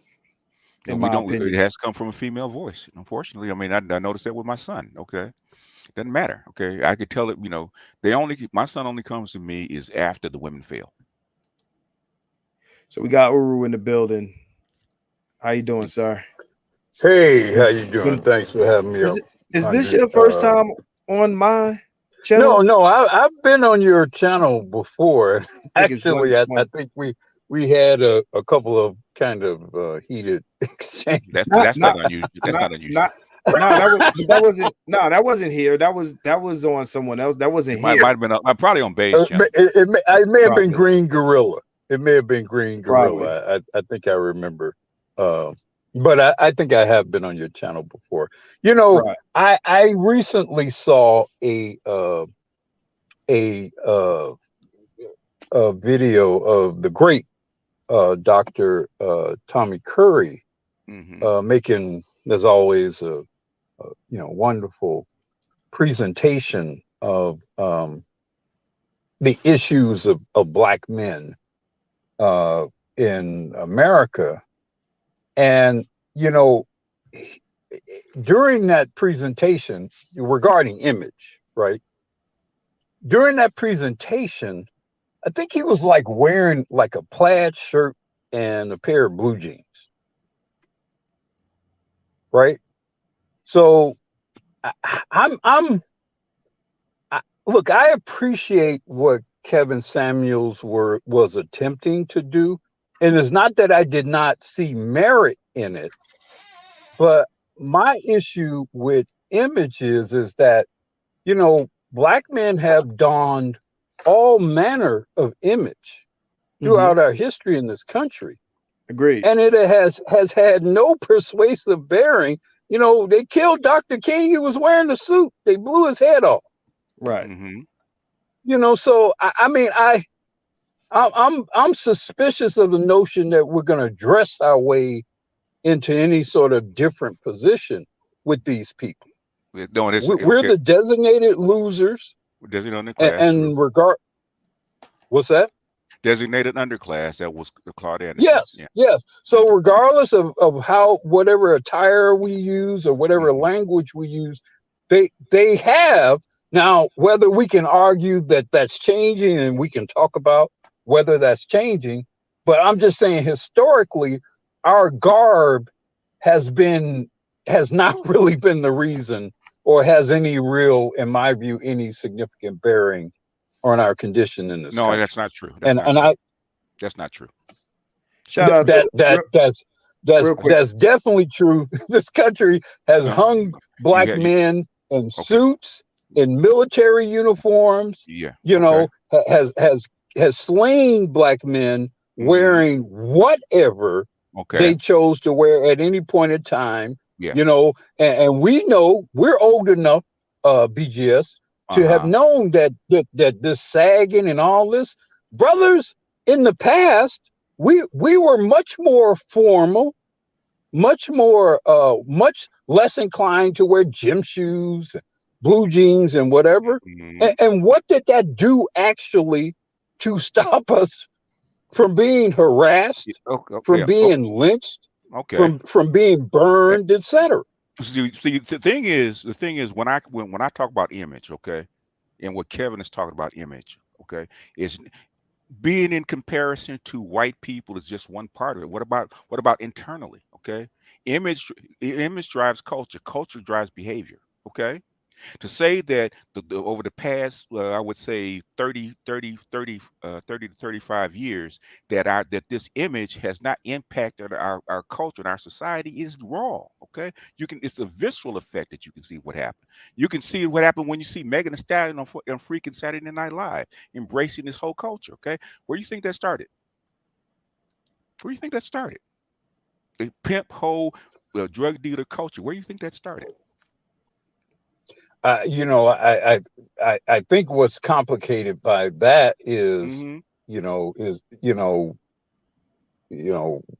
I think that's sort of the chicken or the egg sort of argument. No. We know, because I don't know just necessarily the garb.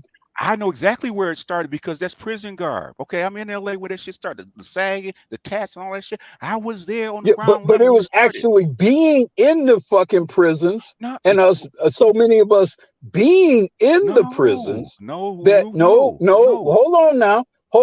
I know. Hold on now, because I was around too. I was in LA, it was so many of us.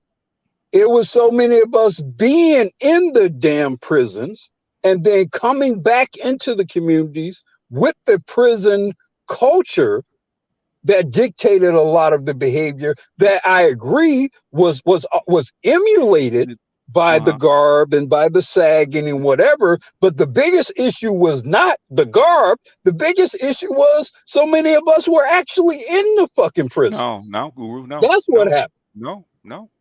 That's not what happened. That's what I saw. That's what I saw. That's what I saw in Chicago.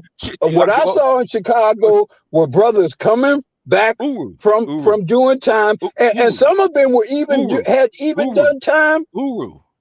I was ground center when the shit started. With MWA wasn't wearing that shit when they first started. They wasn't wearing that. They're wearing gang attire, but that with the tats and the sag and all that shit, that didn't start to the late 80s, right? Like 88, 89. But yes, the reason why that became a dominant cultural influence it's because of the music. Was because that was part of it. Hold on. All right, that was part of it. Okay. That was part of it. All right. What was also part of it was when you saw brothers come back to the hood, tatted out, rocked out, muscles everywhere, and the women saying, "Oh shit." So it wasn't just the music, it wasn't just the attire, it was the actual presence. It was the actual presence of those men coming back into the community. No, it wasn't. That's not what I saw. No, it wasn't. Real quick. I gotta shout out these super chats. It wasn't just the music. Music was a part of it. Music was a part of the landscape. It was a part of the background, but it was not. Respectfully, bullshit, man, bullshit. Give me a second. So you're arguing. So let me understand, BJS. So you're arguing the music was so powerful. Okay, you got to get a super chat. Go ahead. Go ahead. Get my super chats. All right. So shout out to Romello. He says respect to the elders, right?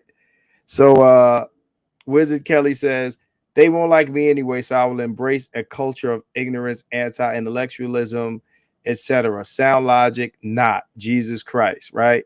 So with Wrench Turner says, changing our image is deeper than the dominant society. I agree with that. It is a physical manifestation of a change in thought and decorum, right? So Benga leaves a super sticker. I think that's all of my super chats. Yeah, so I want to I want you guys to continue the discussion, and then we're gonna get back to this friends association sort of discussion. But Okay. you guys are talking about image and things of that nature. Go ahead. I'm gonna break it down to you because I had a friend of mine, right, and she's 70. She remembers me when I was like 9 and 10 years old, right? She lived right behind us over on 94th in Vermont, right, which is like stone throws away, like a half a mile away from where Freeway Ricky Ross actually grew up, right? Same fucking neighborhood, right? Okay. Freeway is like a year younger than me. Same goddamn neighborhood, man. So I know what the fuck I'm talking about. I work with guys that bodyguarded NWA, okay, because they lived in fucking Compton, man. My boys were in Compton. I saw the goddamn change. The biggest change, and this is something that I saw, is basically the reason that this culture really shifted and then the music shifted is because niggas, gang banging niggas, jail going niggas started making fucking money, right? And guess what the bitches did? They followed the goddamn money. It had nothing to do with niggas getting out of jail all buffed out. They had been doing that for goddamn decades. That's not new, okay? That's not new. The lowest You're of the low. BGS. Can I BGS. You're let presenting me let, you're let, let me presenting finish? a false. I'm not. I'm telling you, it's not false because I was there. I dated them bitches, man. I was I, there. I'm just trying because see BGS. I appreciate that you were at ground zero in California, but at that same time, I was in Chicago. Where did And it by the start, way, Uru? Where did it start, Uru? hold on. I Where did it understand start, where it Uru? started, but you can't you can't it where it started and how it mutated is a very different kind of thing. And I understand and I'm trying to appreciate. tell you how it mutated. I'm trying to tell you how I'm it trying. mutated. Okay, I'm trying. You you're don't know. talking about what You happened. don't know, You, dude. Look, man, look. Okay, you're talking about what happened in okay. California. I'm California, trying to talk about what happened in Chicago. We got to get let me some. finish. We got to get some order to this. So, Oru, hold your thought. Let him Okay, continue with okay. the California, and then we get to Once the money Chicago. started fucking rolling, man, what happened? How you know what? How it really spread across the country? How it really spread across the country? How come Crips and Bloods all of a sudden wound up in Chicago, New York, Louisiana, all the way across the East Coast? Basically, a lot of these grandmothers and mothers try to get their kids out of this cesspool, right? Out of this violence, right? So what do? They ship them back to grandma, right? Okay. That's how you got Crips in Louisiana. That's how you got Crips in New Orleans, in Texas, plus like that. Guess what they did? Okay, we was making money in LA doing this, that, and the third, right? Guess what we can do? We can do the same, set up shop, do the same thing here. Okay? And that's how this shit spread. And then guess what came along with it? The music actually made this shit famous. Okay? The music actually made this shit because this was underground music, man. We had been listening to Eazy-E and Ice Cube and them kind since '86, man. All of a sudden, when the money hit, you go ask what's his name, OG, man. That helped start MWA, man, distributing fucking records, man. Once it started making money and became popular, and the women that actually tied to it, that changed the culture, man. You can mark this because we didn't think this shit would take and keep going this long. We didn't think it would go this far. Because we were complaining about this, okay? See, Dolores Tucker was not the only one complaining about this shit. She knew what kind of poison this was going to be sold to the black community. She knew it. So, go ahead. question for Uru, and then I want Uru to, I guess, give his side of this part of the discussion. We're gonna be approaching 2 hours soon. Uru, I don't think that any of us, especially me, are under any impressions that dressing well will end racism, right? I don't think me or BGS or even Kevin, for that matter, believes or believe that. I'm trying without because I've never heard Kevin express that. Like I don't know how much of Kevin's message was this idea of eliminating the hatred for black men by dressing out of it. What I want to understand from you, and you can give us, I guess, the Chicago history, but I ultimately want you to answer this question. What are you suggesting? Are you suggesting that we disregard appearance or what? I would say disregard it from the standpoint of making any sort of serious inference that it will have any material impact on the condition and the circumstances of black men in this country. In relation to So, the dominant society, or because just here's period? the thing, and here's the thing. If you look throughout, let's move out of black people, right? Let's look at white people, for example. You see white people donning all kinds of very radical imagery, you know, goth, S&M, you know, punk, rock, you know, all kinds of countercultural imagery. Where? And I they think can move in and out of donning these things, but then become a fucking suburbanite I think later there's a on. time and place that they wear this stuff, though. I don't think they Exactly. show up. Yeah, I don't think they show up to the office with S&M on. Well, actually, if you look at the work, I mean, because you can go into Target and you can see some blonde white kid in Target working in the Target sagging his pants. That's why I said office. So I mean, even just what is appropriate attire now is very different, even amongst non-black people. But Target has a uniform. I came up in the world, you know, as an accountant where everybody wore gray and blue suits. Mm-hmm. That shit is over with. Motherfuckers in khakis and you know and polos and you know whatever. It's just a very different kind of world from an imagery standpoint. So my issue is I don't want to impose a standard on black men that even other people from an image standpoint are largely abandoning.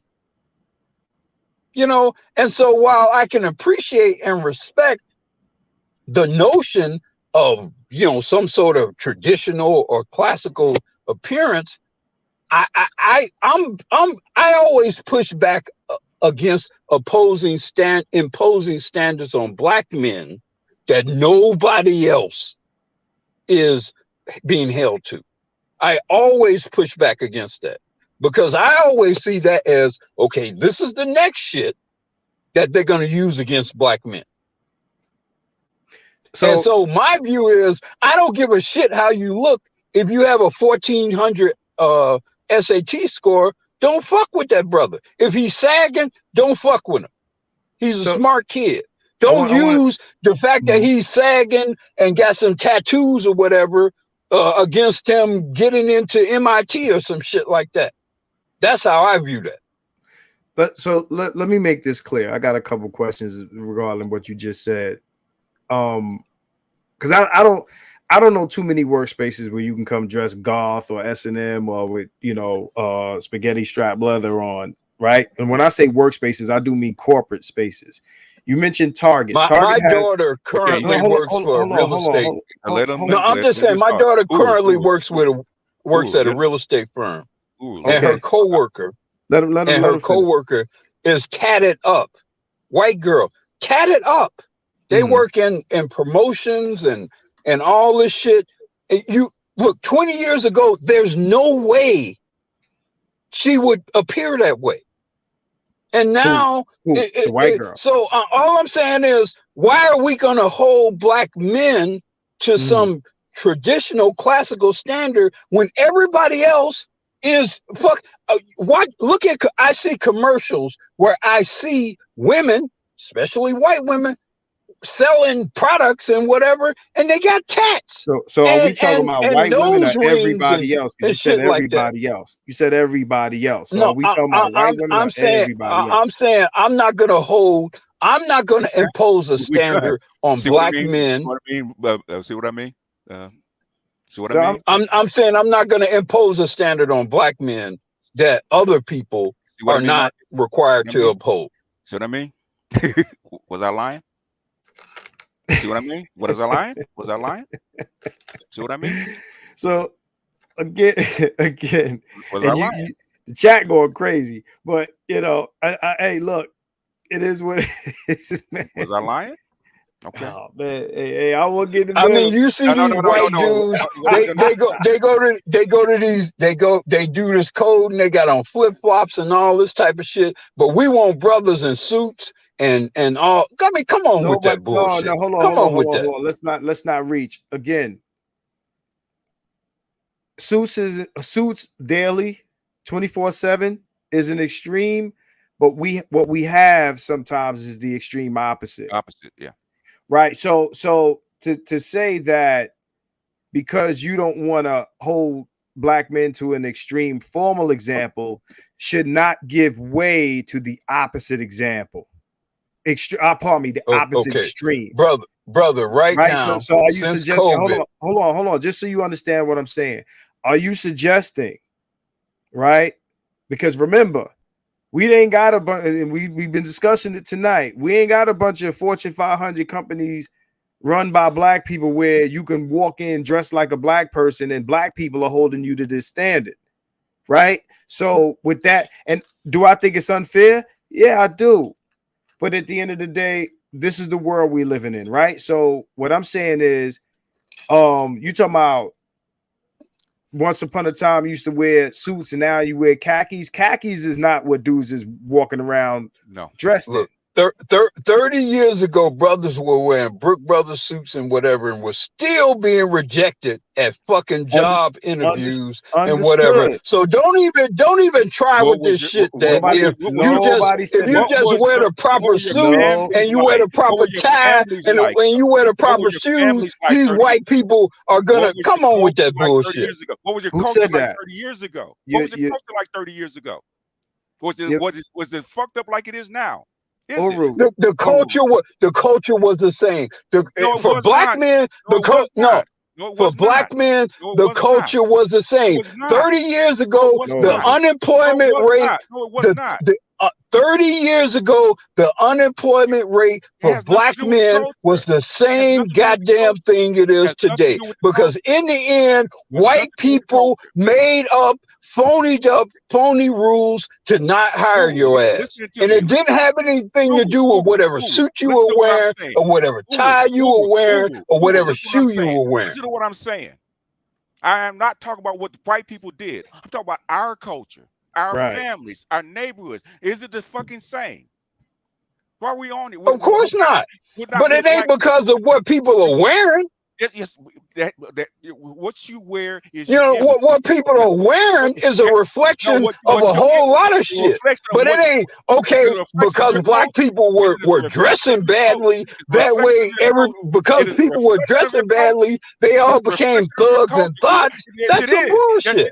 No, it's not bullshit. That's some bullshit. Shout outs coming up. That's the uniform. That's the uniform of the reality that they adopted. Uniform means what? The standard. Okay, so I'm a thug, but I'm gonna put on an Italian $2,000 suit, and it's gonna make me no longer be a thug. Is that what it's gonna do, BS? You got to calm down a little bit, man. We getting messy here, man. I'm just trying to call out the bullshit, man. I hear, but you can. You can't ask questions and then answer them yourself, brother. Okay, what question did I ask? Because I don't even remember what question I asked. In other words, in 1980s, the black people go around calling themselves niggas and bitches. Did they? You know what? My best friend of over 50 years, every time he called me, real talk, every time he called me, best friend of 50 years, known this guy, my whole life. When he called me, first thing he says, "What's up, nigga?" Every time. Ooh, do you know? And you got BS. I don't know about LA, so I'm going. Hold on. You asked me a question. I'm gonna answer your question. Can I answer your question? Can I answer your question? Are you gonna let me answer your question? I don't want to. I want to have to mute you. In other words, I'm trying. He asked me a question. I'm trying to answer his question. You did answer my question. You just did.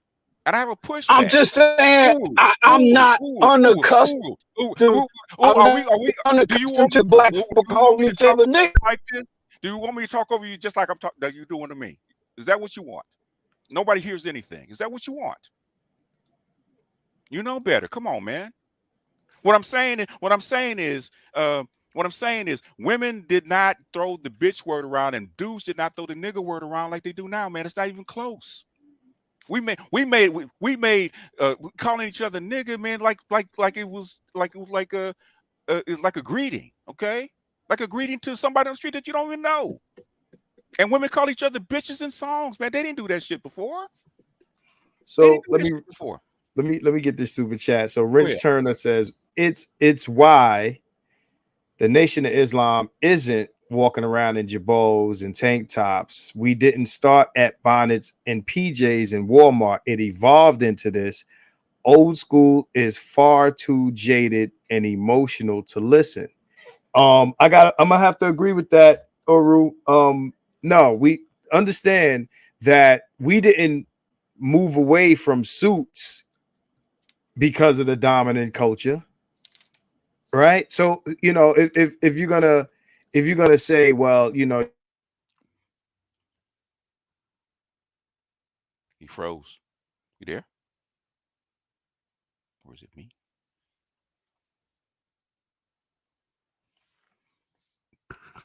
Did he freeze or is me? Y'all put a 1 in the chat if Marcus froze, because I can't. I don't know if I don't know if it's me or him. I was talking too much, so I was just trying to chill out. Marcus froze. Marcus froze. I'm trying to figure out if he's got a problem. Marcus froze, so if something happened. What I'm saying, well, okay, man, this is the issue, man, because been in the conscious community for freaking 40 years, man. We were debating this, man, back in the late 80s, 90s. Where would this go? Okay, where would this go? How far would this take? In fact, my partner of mine, right? He's in the conscious community. He used to have a term. He tried to say, take the word back, right? Because he saw this stuff growing. Okay,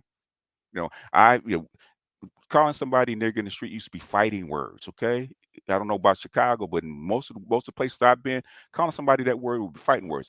You couldn't call a chick a bitch in the streets, man, without fighting. Okay, they do that. It's like pet names. This stuff has become so normalized that it's not. They've taken the energy out of the word. So to the point, Edward got on me because the Latinos in California, man, they've been so normalized. They call each other nigga, okay? They call their homeboys nigga, okay? That was never allowed, man, even 30 years ago, okay? So this image is very important. This image does drive culture, and this culture has degraded. So if people are happy with the culture that we have, you don't think that it's changed, you think it's still productive, God bless you. So yeah, I'm back. We froze. I froze. Somebody froze. Joe says, Uncle Uru, it's not about the clothes, it's about the culture. Correct me if I'm wrong. And I'm inclined to agree with that. I think that, and BG has just said it, like the culture has changed. Culture drives shit. You know what I'm saying? And as far as I would imagine, what Kevin was trying to do, and like I said, Jay-Z said change clothes. Is trying to get that culture back. It's not about necessarily trying to be accepted by white people. It's about us fixing our culture. So when you mention, and I don't think you can get that culture back. I think you go okay. forward. So understand. I don't think you get back. The brothers wearing the fedoras and the three-piece suits. I don't think you get that back. Understood. So I'm okay. So we can move on with that. Understand this though. That's because that's a different point you just made, and that's up for discussion. But I just want to make it clear that this isn't about dressing up for white folks, right? So whether we can get the culture back is a different question. And y'all know where I stand. SYSBM all day. I'm not here to fight for no pass, nothing. I'm understand if you're saying we can't get it back. And remember, one of me and your debates in the past was hold on. I just want to make this clear. I remember debating with you about SYSBM and trying to save this and save that. Now you're saying that it can't be brought back. So is this kind of like an updated, moderated version of your viewpoint? Look, I'm less concerned about the brother with the tattoos and the sagging pantses, and I'm more concerned about whether or not he has an actual skill set or a combination of skill set necessary to compete in this world. And if he has a 130 IQ and if he can do some fucking HVAC work or do some damn coding, I don't give a fuck about how he's dressing. I don't. Okay, okay, okay.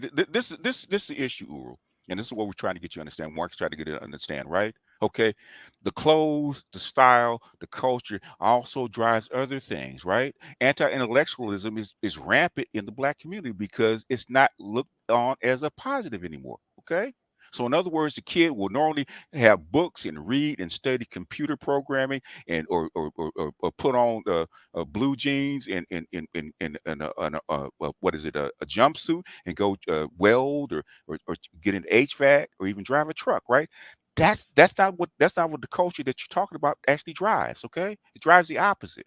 In other words, it drives scammers, it drives thieves, it drives drug dealing, it drives all kind of low class behavior. Because that's where it came from.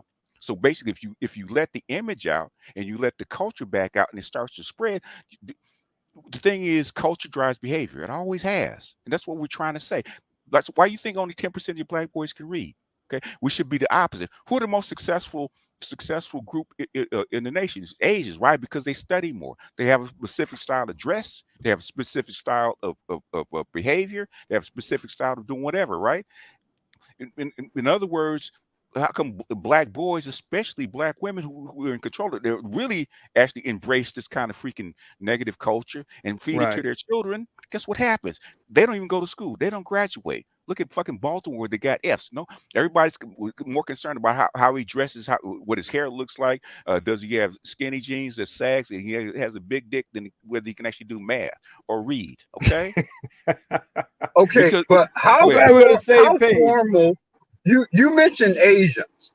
How formal? How stylish are Asians? I don't very, see them being very, particularly. very, very, No. I just very, I don't see Asians.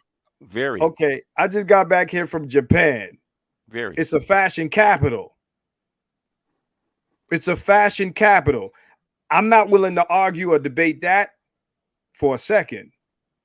I just got back here from. I was in You're Japan. saying the fashion of Yeah, In Japan is an the Asian. Japanese that you observe formal. dictate the quality of the intellect and the scholarship No, nobody. of You, the you no, that's people. that. You're straw man. I'm You're trying to straw manning me. understand Now because we're you talking. asked, No, were I'm not they straw man. stylish? I'm trying to understand. You're arguing or emphasizing fashion, and I'm trying with respect to the Japanese, and I'm trying to understand how that necessarily then connects with the presumed So okay, intellectual so or let's technological competitiveness of the Japanese. let us answer the question first. Before I answer that question, I'm gonna read these super chats. The Go ahead. Sneak 2008, Queen Latifah had a song, "Who You Calling a Bitch," but now every song female rappers makes has that word in it. Me and Dr. Thunder talked about this the other day. Let me see if I got any more super chats. Somebody in here said well, you know, someone in here agrees that what I said with the Asians are stylish. I said somebody said the culture is trash because ninjas don't have culture's fathers, right? So that's a different point. It was something else I was gonna say. Intellectualism has never been promoted because most people's parents in the older generation said aren't the brightest. That's a point of view. Actually, it used to be very promoted as far as being a college graduate was actually something to be celebrated when I was a kid. Where was it promoted? Hold on. When and where was it promoted? You asked me a question. I got to finish these super chats and then I'm gonna answer your question. I mean, I'm addressing the statement. No, you can. I feel like I'm in a. I mean, BGS made a statement, and I was asking. I made a statement. It can wait. We got to handle this in order. So, MC Recovery and Wellness and Relax Network says, I get sweated in stores, dressing, work casual, blazer, suited, and sportswear. Now in the suit salesperson act as if I got to buy something quick. I, I'm a little lost. He said, Janfar says, Oru, would you not care? And hold your, I'll bring this back because I still got to answer your question. He asks you, Oru, would you not care if brothers started dressing gender fluid? Where's the line? The image of gender fluid will influence gender fluid behavior. So I'm going to answer you. Can he code in Python? So check this can out. he So answer? Is it a question for me? See, hold on. Let me understand. Man. Now, Oru, a question was presented. Okay, all right, go ahead. Oru, you asked me a question first. We'll get to it. Right? I'm addressing he's reading the question in order. You had a super chat. The super chat. He can come back to it. And I'm trying to address the super chat. Don't you can address it later. We can bring it back. You can't both. I'm not even going to remember. I'm not even going to remember it. I'll ask you. I'm telling you, I'm not even going to remember it. I'll ask you the question again. You're messing up the phone. Okay, go ahead. So you asked me, how does Asian style relate to the intellectualism? It's my belief that culture creates this sort of thing, right? So if you have degraded culture, is going to be reflected in everything else, right? So I would say maybe that Asians being fashionable has to do is a product of their intellectualism, not the other way around. I don't think just dressing a certain way makes you an intellectual, but I do think that being an intellectual makes you dress a certain way. And again, can I respond? No, well, let me finish answering your question.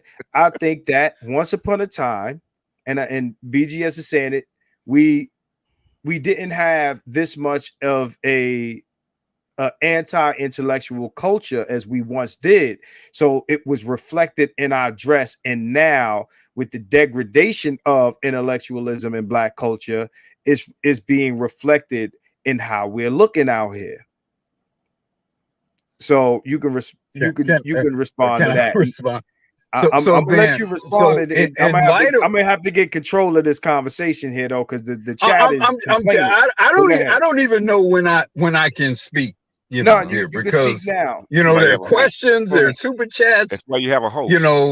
That are directed at me. I don't really even know what to. Bring the chat. All I can say is this.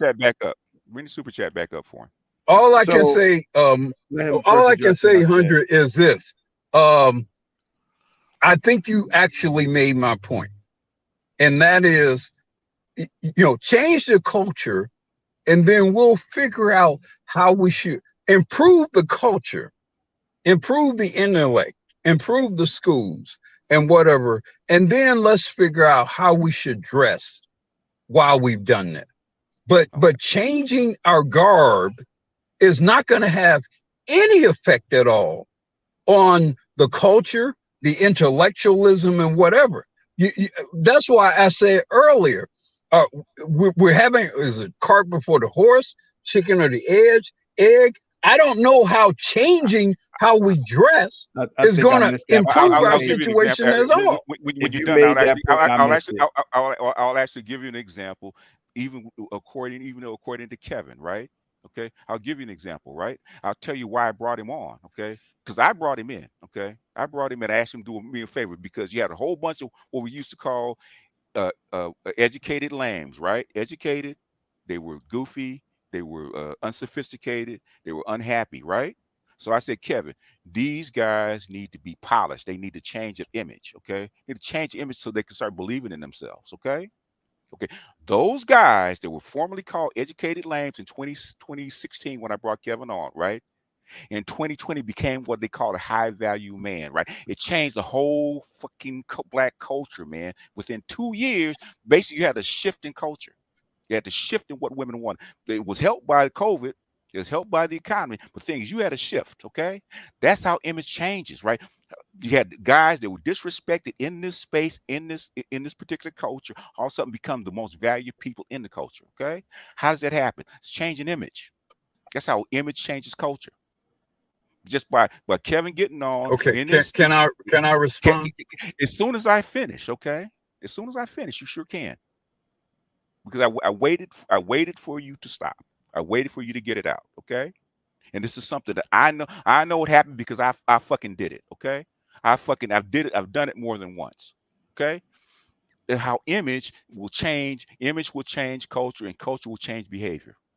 It already has. You're looking right at it. You're looking at the whole entire black manosphere going from arguing over bitches and going from Pookie and Ray Ray fights to actually getting into politics and trying to change policy on the ground, okay? Just by a change in image.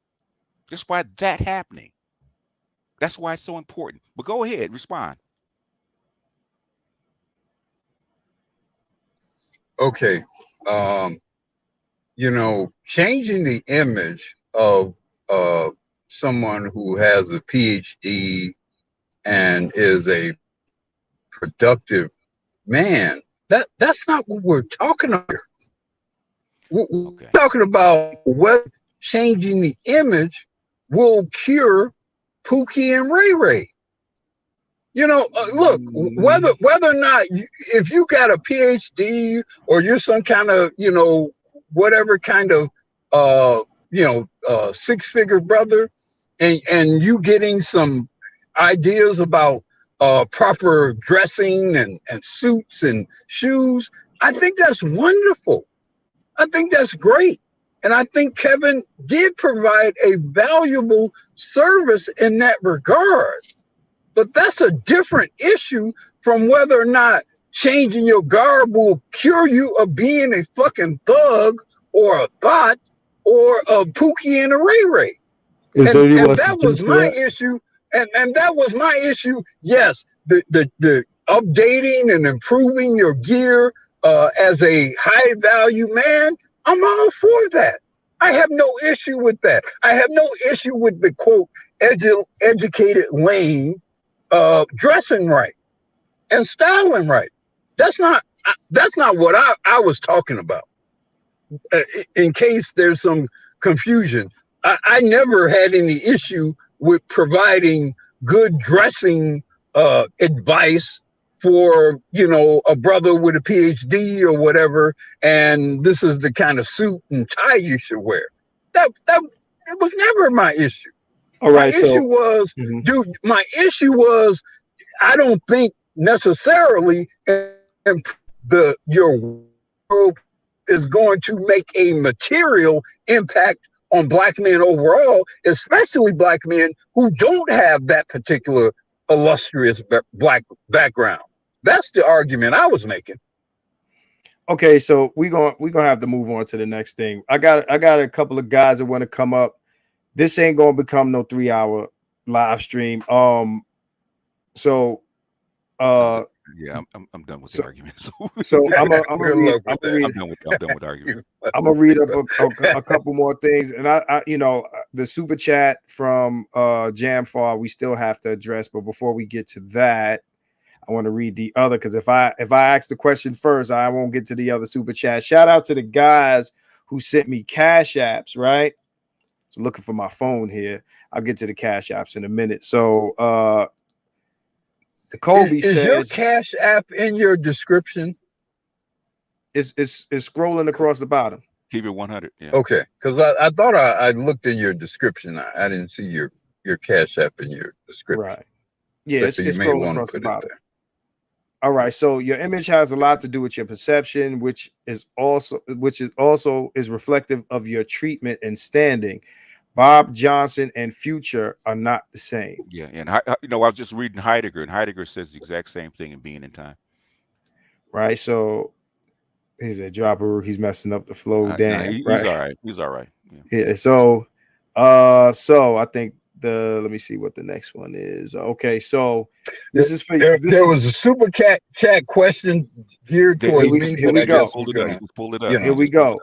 So Maul asks, Oral, would you not care if brothers started dressing gender fluid? Where is the line? The image of gender fluid will influence gender fluid behavior. So you're going to answer this question, then we're going to get back to the topic. I think someone who wants to be gender fluid, I don't think how he dresses is not the determinant factor in gender fluid. I think that's a person who, for whatever reason, has decided to be gender fluid, whatever the fuck that means, and whatever that entails, he or she is going to adopt. But dressing gender fluid is not going to magically turn him or her into this sort of gender fluid person. That person being gender fluid is going to match in his or her you're coming through dress. Guru, you're coming through real bad. You're coming through real bad. No idea that is. You're Borg. Guru, you got a bad signal. Do I sound better now, or if not, I can move or whatever? A little bit better. I think we made out for the most part what you said. I don't think the garb dictates, you know, one's sexuality or gender. I think the garb is a reflection of decision. I would respectfully disagree with you, sir. But go ahead. I think no, because they've studied this over the, you know, you can ask Dr. Johnson, you can ask Dr. Curry, and see how this dress and these kind of images influence kids, especially from the ages of like 5 or 6 all the way up, man. It basically it encourages them to actually embrace certain lifestyles. It just does. Okay. Oh, no. That I don't protest. That I don't protest, but guess what? It starts in the colleges and it goes 2 ways. It works its way up into the corporate realm and it works its way down into the. I understand that, but what he says is also true. I think that, you know, if you have someone who didn't become a certain way by that sort of influence, right? You know, I think that you know, what happens is, you know, you are who you are to some extent is representative of the way you dress, just like what you said is true. I think 2 things can be true at the same time. And I think that depending on the individual case, that they both can be true. What happens when you normalize dress and behavior? Okay. What if all of a sudden they started taking, just take it out of the United States for a second, take it to someplace else, right? Take it to Islam, take it to the Middle East, right? Right. All of a sudden women stop wearing hijabs, right? Or they I get it. Bodies. Right. What do you think is going to happen to the culture? Do you think it's just going to stay the same?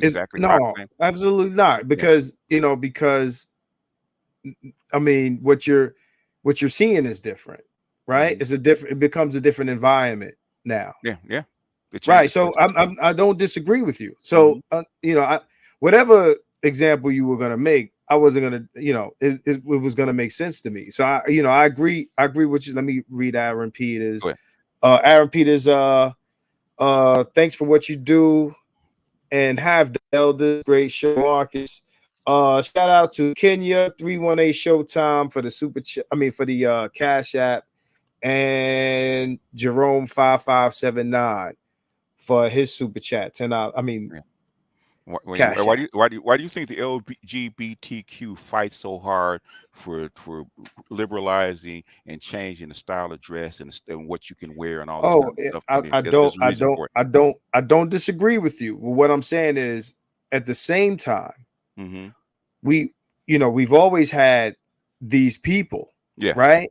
And we've had them before. They could see people dressed in a certain way, right? So what I'm saying is, it's circular, meaning you have people that dress how they are, and how their dress might influence someone else. Does that make sense? And okay, the thing is, it's not influencing something; is normalizing the behavior. No, that also. Yeah. Okay. So, but we have behavior that is abnormal, right? Is only abnormal because it's not normalized. So the existence of that abnormal behavior produces the normalization. You understand? And a normalization actually starts to influence behavior that of people I that don't are either disagree. are on the Yeah, borderline or somebody that's leaning or whatever it is. Okay, it's going to affect the whole culture. And right. yeah, So I don't disagree. yeah, I don't but disagree with that. it's okay, man. But what did I tell you, Marcus? So What did I tell you? I'm gonna put the link out. Clark was right. Right. Huh? Who? Clark. I said Kenneth Clark was right. Well, you know. The tangle of pathology, man. What he said he was trying to fight it. He was trying to fight it, and guess what? He failed, and this is what we got. So This didn't start in 1980. It started in 1965, right. So and the so-called right. liberals didn't think it was a big deal because it's okay to actually, let this kind of stuff go. All right. So I'm gonna have a few guys jump up.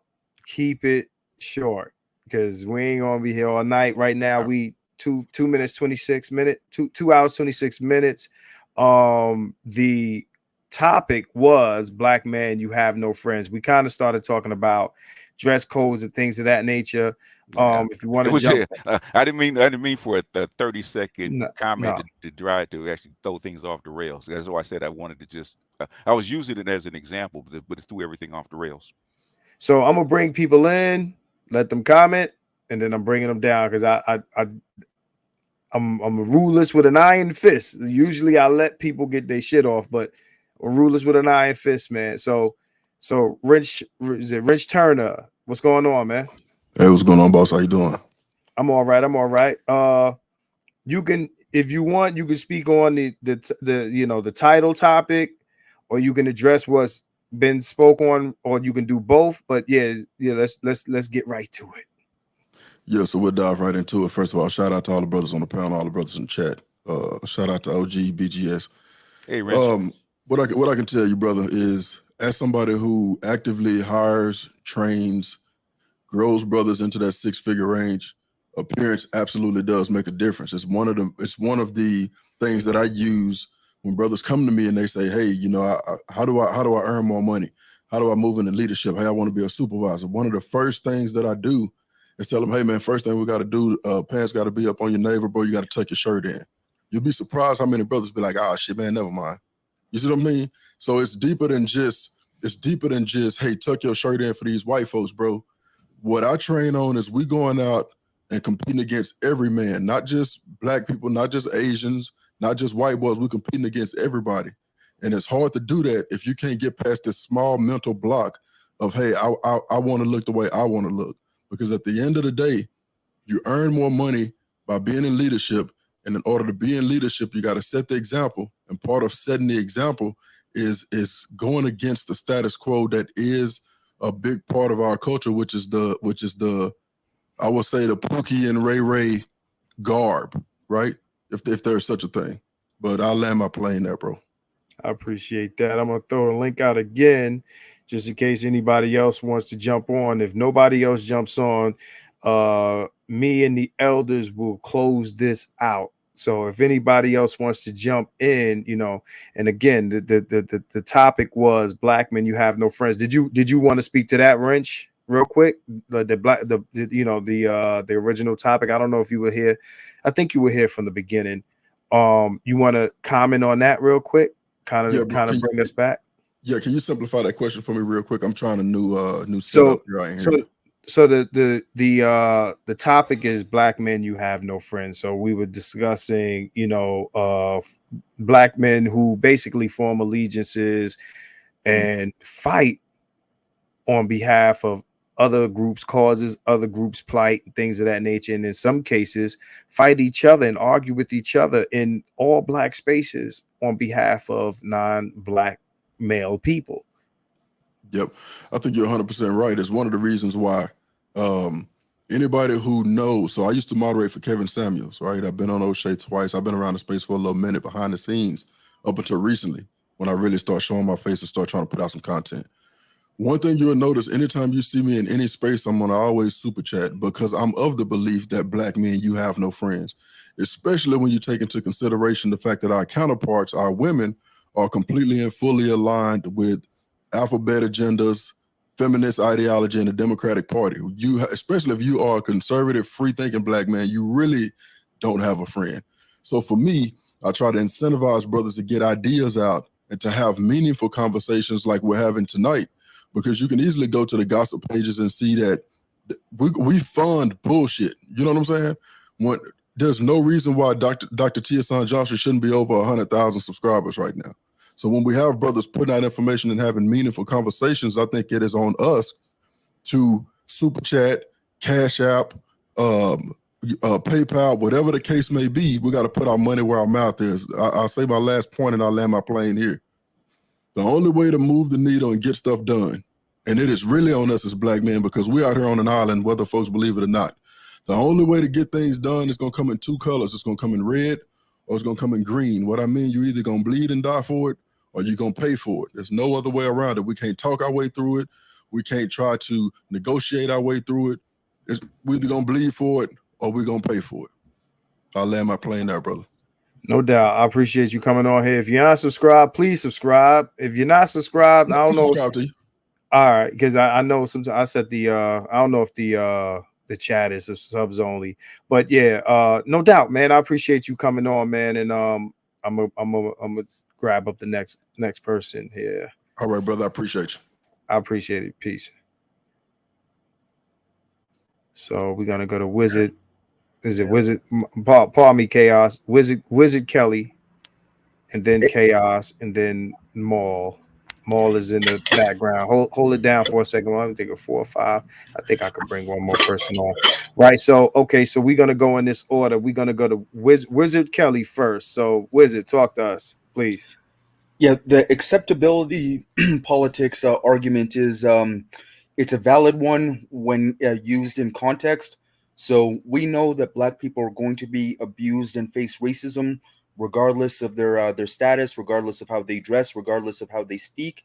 This being said, if you're a black person, you shouldn't use that in order to encourage us to continue on a path of encumbering ourselves by engaging in behavior that everybody else has universally recognized to be lower class. They've recognized it to be anti-intellectual. They've recognized these presentations to be synonymous with crime, with ignorance, and things of this nature. So it doesn't make sense for us to look at everybody else who recognizes many of these things as being antisocial, as being all these negative things, and then saying we're going to do it because now, for example, Caucasians now are their culture is now slowly unraveling. You're not seeing them as represented in the corporate world when you're looking in the tech industry. You're not seeing as many of them on college campuses in the STEM departments. And we're using the fact that they're unraveling their own culture in order to advocate for us to continue down the path of also further unraveling us, because we've been doing what they're doing now to the maximum. So it's just it boggles my mind that we want to engage in mental gymnastics in order to justify doing things that we know not to be true. So we'll say things, for example, like I don't want to set an unrealistic standard. When you look at the presentation of an Asian person, they may not necessarily all be stylish. They may not be walking around in suits, but they're also not walking around with their pants sagging. They also tend to dress more age appropriate. They also tend to take a stricter kind of approach to what they do with their hair. So all these things that we know that everybody else is doing, we want to argue against it and then come up with ridiculous arguments in order to justify doing things that we know is just going to destroy us. Right. So if you have not hit the like. Do it right now. If you haven't hit the like button, I need you to do that right now before we move on. I appreciate you, Wizard. I just want to say one more thing. There's a famous programmer at Harvard who teaches advanced algorithms, and he's a black man who wears dreads. We also have guys like T. Hassan Johnson, very intelligent brother. This being said, it's the way most people think about when they're looking at a person, regardless of race, is they look for different markers. If you have X amount of being black is a marker in and of itself. So typically you're already in the red. But if you want to encumber yourself by going out of your way, by tatting yourself up, by dressing like you're a kid and doing all these things and saying, okay, well, Wizard. Let him finish. So if you want to make things harder for yourself by saying, you see You see, because some like white teenager at Target is tatted up, while it's sad some of the things we'll come up with. But I'll yield my turn. I appreciate you. Can I say something? Make it very concise, please. Make it Now, very concise. I mean, this is a disingenuous conversation because I'm old enough to know that 10 or 15 years ago, a black professor with wearing dreads would be a disqualifier. We know this to be true. Mhm. We know that 10 or 15 years ago, there's no way in hell a black professor could be on a prestigious college campus wearing dreads. Not We true. We know know that. Go that. ahead. Not The true. dreads- Go ahead. So we dreads is a know it's a hairstyle. how standards, we know how the aesthetic standards change. But it's not We know extreme. that. Dreads are not It's not extreme. extreme. No. I'm Dreads not. extreme. It doesn't matter. Dreads have never does been matter. extreme. No, Okay, but brother, they've never been It extreme. ain't We're about. agreeing with It's you. not about. We're agreeing with you. Hold on. You're right. It's not In this- about. It's not Mhm. about what we perceive to be extreme. I It's understand. never been about. It's never been about what we perceive to be extreme. Do you It's agree that some always of this been stuff is about. extreme, though? Would you agree? It's always been about what other people has perceived to be extreme. I hear you, but I'm going to ask you. You're the black man. Do you feel that some of the stuff that people are wearing in 2022 is extreme? I think it's relative to a large extent. I'm asking you. But I'm talking to you. I'm It's a always yes or no question. Marcus. With all due respect, I'm always going to ask this question. I'm always going to ask this question of a black man in particular. Are you competent? Are you competent? Are you competitive at your particular job? Sounds great. If you're competent and Do if you you're think that competitive, some of the and stuff- especially if Mhm. you are competent and competitive at your particular job, then Mhm. I am not going to err on the side against you because So the of surgeon aesthetic reasons. can come to the hospital sagging and If that Yeah, surgeon can open can open up somebody's head that's your opinion. and cure that person, Right. I don't give a shit about if he's sagging But I- or has so got you- a so then- nose, so then the answer is no. ring There's through his no- nose. there's- I don't there's give no a shit extreme. if he's the best. You got to pause. If he's the best surgeon available, that's the only thing I'm concerned about. We got to pause. I'm gonna tell you straight up, man, because basically I had to go through this with my kids, right? You can be a straight A fucking student, right? If you tatted up, the pants are sagging out on the street, you're gonna get shot. Okay, in LA, you're gonna get shot because you're wearing the markers of a hood. You're gonna get hurt. You're gonna get shot. You're gonna be around certain people. Gonna be drawn to certain people by wearing that uniform. Okay, that's how it was extreme when it was happening. Okay. That shit was extreme. We fought these kids about sagging their pants, okay? They couldn't come home with that shit. It had nothing to do with white people. Nothing to do with white people because we knew where this shit came from. Okay? So I'm gonna get Chaos and Maul. They still on here because I'm really fighting the clock right now. So okay. Yeah. Shiny. I'm gonna mute up. No, you good. You good. So yeah, Shiny Belt Buckles. My man Shiny Belt Buckles says cap. So Chaos. 40 minutes. Yeah, I've left. Actually, it's 20 minutes because like 2:39 now. So if you're, I see it at 3 o'clock. Absolutely. So I don't even want to get that close. So talk to me, Chaos. Like I said, black men always never had no friends. Keep 100. Every man knows this. You get me? It's all we got at the end of the day. So in regards to things seem tight and hard as is, black man has still stay on the square and had to make the conscious decisions. What's up, Gigi? See you in the chat room. And really, the best interest right now is if black people going to participate in this system, they're going to have to make a decision, especially black men. What do you really want out of it? What end goal you want out of this? And it's going to take more than just one head. It has to take just enough black men to come to an understanding and say, this is what we want, besides, and with the actions. Now, we're not supposed to change the world overnight, but we could sure change how we view in this and what they expected. Now, if everybody needs black men to participate, at the end, keep it 100 when you sit all night, what are you willing to give us? Because if you think about throughout the history, we pretty much participate in everything in America, and still not getting what is our rightful due. Even during the what do you call it, the Vietnam Wars, the wars and stuff. Some people might have got some, but we didn't really get what was really owed to us. You get me? So now that the world is right now starting to crumble and might collapse any moment now, who knows? As I said, are you gonna come reach out again for salvation from the black man? It's gonna cost you now. You know. So I'm gonna move on. So shout out to Toya, the tutor. Says, I love it here. I appreciate you. So if that is all, I'm gonna move on to Maul, and then Marty McFly will be the last person we talk to from the people who hit the link. So yeah, the link is closed at this point. And I appreciate you, Chaos, for your input, right? Yeah. Maul, what's good, bro? Hey, what's good? Can you hear me? It's Hello? kind of gristly over there. It's kind of gristly.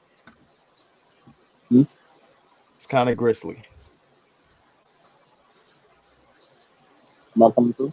We got you, man. Just go speak your piece. Yeah, talk to us. Can you hear us? Hey, yeah, I can hear you. Okay, So weigh in. I think we did the close thing enough, so I'm gonna go with the main point. You know, y'all know that like I'm West Indian, so I think about West Indian history, and so I'm gonna pull on that resource with addressing the friends thing. You know, I don't believe that we have that many friends, and we can lament that. You know, we can wish that it's another way, but that's not exactly going to do anything or change the situation. You know, I think about Maroon history, you know, and establishing what eventually became kingdoms in some places. It didn't start off with like some huge, you know, consensus of black folks deciding, you know, we're going to leave this situation. You know, it started off in drips and drabs, and they kind of trickled in over time into an established area. All right. And one of the benefits of doing that was once they were established in that area, they were able to hold on to a piece of functional culture from Africa. So now we can pull on that resource later on, right? For example, you have in Jamaica where you have Maroons who still partially speak Tweet, right? In that, what I'm saying in that is that black men, you know, aggregating around themselves, slowly building over time, you know, to work with each other, um, work with each other. I'm hearing like feedback for some It's reason. going. Your mic is going real bad. Is that me? No, that ain't me. Yeah, the mic is going real bad. So I'm gonna go to Marty McFly. Hold on, I gotta mute you all. I think is he causing an echo? Somebody's causing an echo.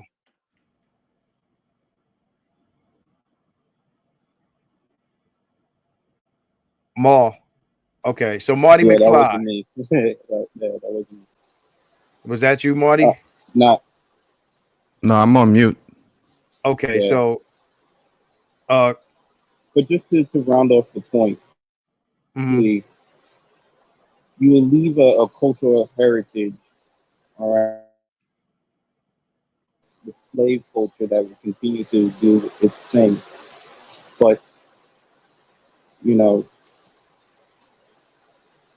you'll be able to preserve a legacy that other people be able to tap into once they decide to leave, is pretty much what I'm saying. And we can't skip the steps of.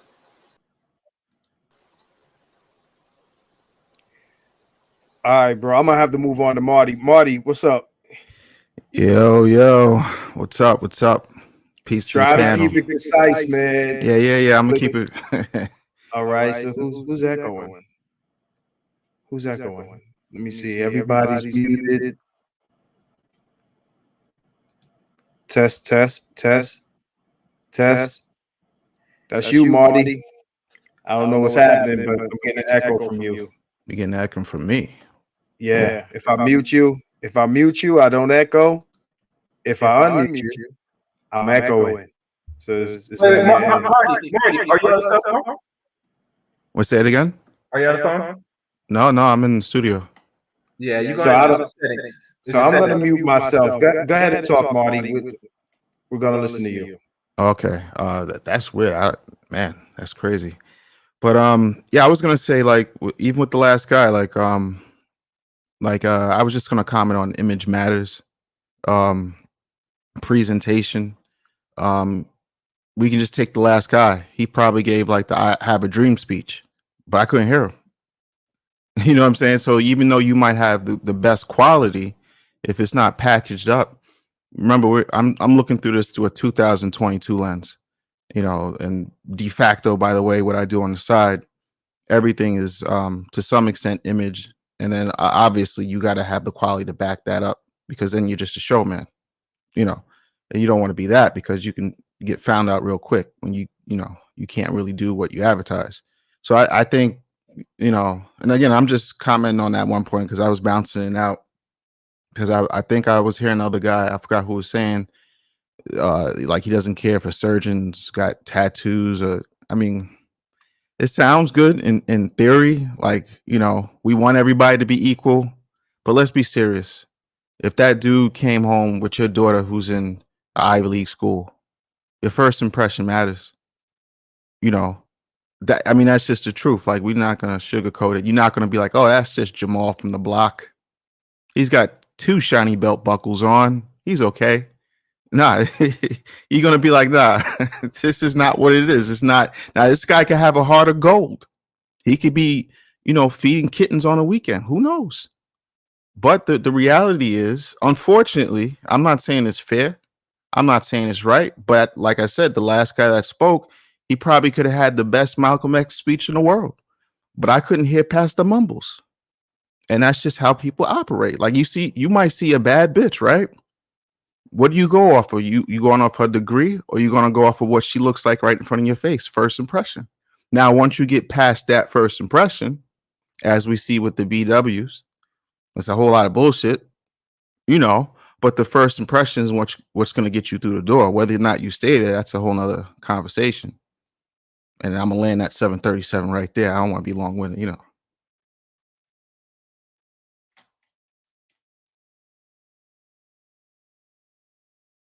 You got to unmute. I'm on mute.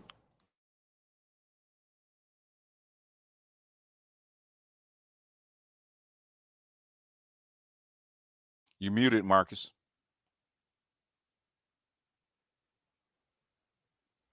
Still muted, Marcus. No, I'm good now. So Okay. No, I was saying, yeah, thanks for that, Marty. I want to appreciate everybody who jumped up on here. You know, BGS, Oru, Chaos, Marty, Maul. Who else was up here? We had what's the guy's name? No, not Concrete. That's a girl's name. I forgot the guy who just jumped off of here, but you know, thanks for everybody who jumped on. I want to end this with some final statements on the original topic, Black Men, You Have No Friends, because we kind of got a wrench. Yeah, shout out to Wrench. Thanks to Wrench for that. Shout out to all the super chats and the cash apps. Again, this discussion was really about Black men trying to establish I guess an idea of, as opposed to joining other people's movements, to fight your own movement, right? Because you know, BGS earlier, you said you gave I guess very rare instances of other people that may join our movements. I think that for the most part, other people join our movements and they fight alongside us, but it's extremely rare and very common among us that they fight our movements in our absence because we do a lot of banging for other people when they ain't around.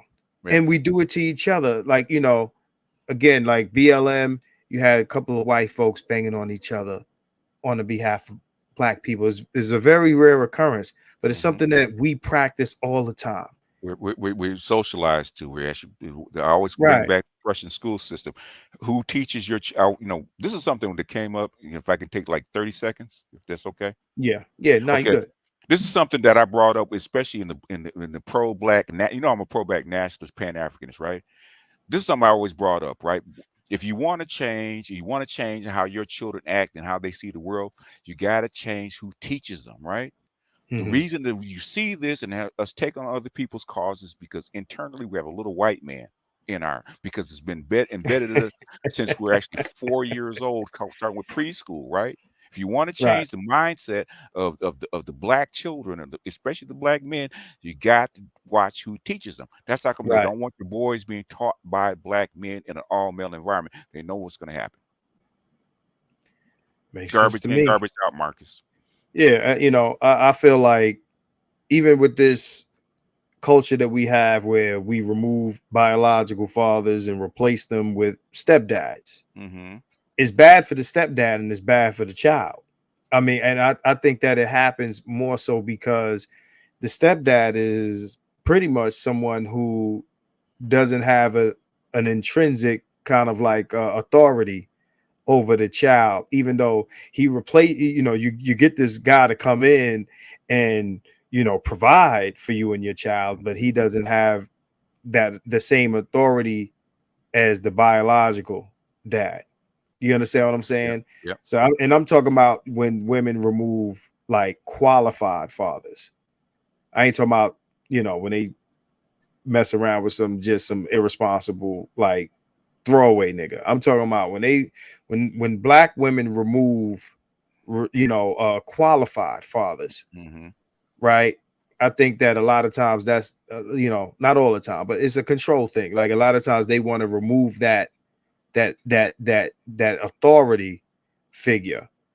You know, it's like I play these clips where women want to remove, you know, or they'll say, you know, not even the child's father can tell them how to raise the kid. They have no authority over how the kid is raised, even though this is his biological child. Our reactions to T.I. and other men like LeVar Ball and things like that. When you see men have like real like positive involvement. And you know, I've said it before, like I feel like black women are fighting for this autonomy at the cost of all these other things, and they're totally fine with it. I understand where this comes from. I do, you know, hopefully, like you said, like we've talked about tonight, like, you know, we're living in a time where now we have the internet, we have these videos, we have your videos, we have Dr. T. Hassan, you know, we have all these guys that are on the internet, and just like, you know, the LGBTQ is fighting for what they're fighting for, people are fighting against us because we're saying all of this stuff, and these guys can just open up their phone and hear us talk.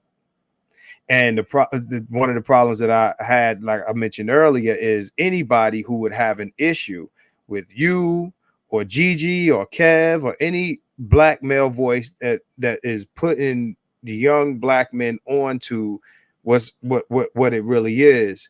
You know, this social media thing, because before it was mainstream media, now we got all this social media, and this is the first time that we can really reach people the way we're reaching them. You understand what I'm saying? So that changes culture also. This sort of conversation is now becoming normal. And even going back to the beginning of the conversation, you talking about Kanye, like regardless of what we think of him, right? Regardless of what we think of him, he has brought that discussion into the forefront in a way that has never been brought. And now that may reach a level, maybe not. I'm not saying it will. It's like me and you like to say, there's no proof, we just speculating. Maybe it'll get to a point where now that a collective consciousness is on this, even though we've always knew it, but maybe we'll get to a point where Now people, because you can't cancel everybody. You can't cancel everybody. So, you know, maybe some people are going to have to take the L. It's like trying to get the terrorists with the gun on the airplanes. A couple people get shot, but somebody going to get them. Any thoughts before we jump off of here? Because that's my final. The BGS or Oru. Okay. Well, my only Go ahead. go ahead. No, okay, I'll go first. My thing, well, I told you what I thought about Kanye because I'm kind of indifferent to him because he's all over the place because he said Right. some negative stuff that I don't agree with, and then he reverses himself. So basically, as far as Kanye, it's basically a moot point, you know, because you know, as far what's the worst can happen to Kanye? They take some of his money. He's not going to jail. He's not going to get killed. He's not going to get shot at. You know, and you know, he's perfectly welcome to say whatever he wants. It's, you know, is it going to bring up a discussion? Sure, but it's not he's not the first. He won't be the last to bring this topic up. But as far as us having no friends, you know where I stand on that SYSBM, right? Nobody's coming for you. Okay, No. your women, all other groups are saying basically we're not riding with you. Okay, including your women, especially your women. And every time we said, can we work together? The first thing they say, well, how come black men haven't created? If black boys can't read, how come you haven't created a school? If the schools are all fucked up, how come you don't come in and actually volunteer and train these kids? If there's men on the street, okay, how come you don't open up shelters? Okay, how come black men don't open up shelters? Well, goddamn, if we got to do it all and you're not going to help, just say you're not going to help. Stop pointing the finger back. That's just so when we say that we have to save ourselves, don't even speak about it because you're not going to help. That's the main reason I get behind SYSBM. It has nothing to do with dating whatever chick that you want to date. I don't care what color she is, where she comes from, whether you travel, where she's white, where she's black. I don't care about that. Black women your own women have already said, we are not going to help you. We are not going to save you. We're not going to do anything for you. You know, we're in it for ourselves. So that means black men are going to have to get out of that mindset about being flat blackness or flat maleness. Okay. And you have to do for yourself. I don't care, you know, whether you think that that racism doesn't exist or there's a level playing field, because everybody knows that's bullshit. Because if you thought that was the case, you'd be over there in the broader manosphere preaching the gospel. You're over here because we set up this segment for black men, because nobody was actually addressing our points, talking the stuff that we talk, no matter how negative or how positive or whatever we say. The thing is, this space was created for black men to speak their goddamn mind. Okay, we created this. We did it because we had to separate ourselves. Because I was in the white manosphere. I'm a MGTOW monk. Okay. So I've been over there. I came over here, became ITMO, because there's things that over here that we can talk about we could not talk about any place else, and devoid of women, devoid of white folks, devoid of everybody else except us. So the only people that are going to change us and save us is us, and we might as well get used to it. Okay, ain't nobody checking for you, boo. So stop with that. We have to heal the community, heal whatever, right? The first order of business when you on the airplane, what they say, if something happens, them air masks come down, what they say, put the air mask on yourself first, okay? And then you share. So black men are fucked up, okay?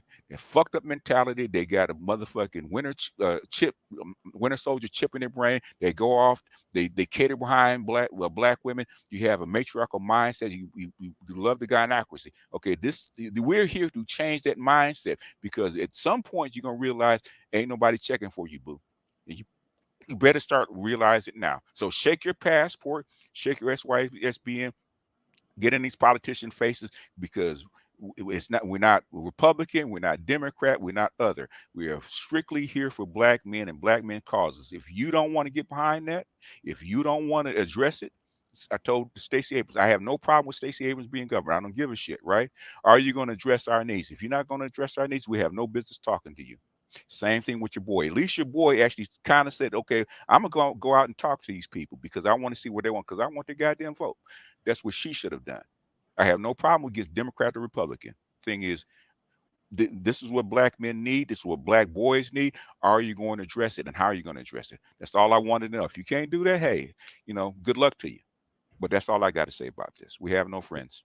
Right. So, Oru, keep it. We at the 3 o'clock mark, so please keep it concise. And then I got to answer a question for K Dot. Then we are Well, out of here. Well, go ahead. you know, We're it's listening. interesting because BGS and I have been disagreeing this evening, but you know, everything he just said, I totally agree with, and some of it I would have said had I gone before him. So, but I agree with everything BGS said.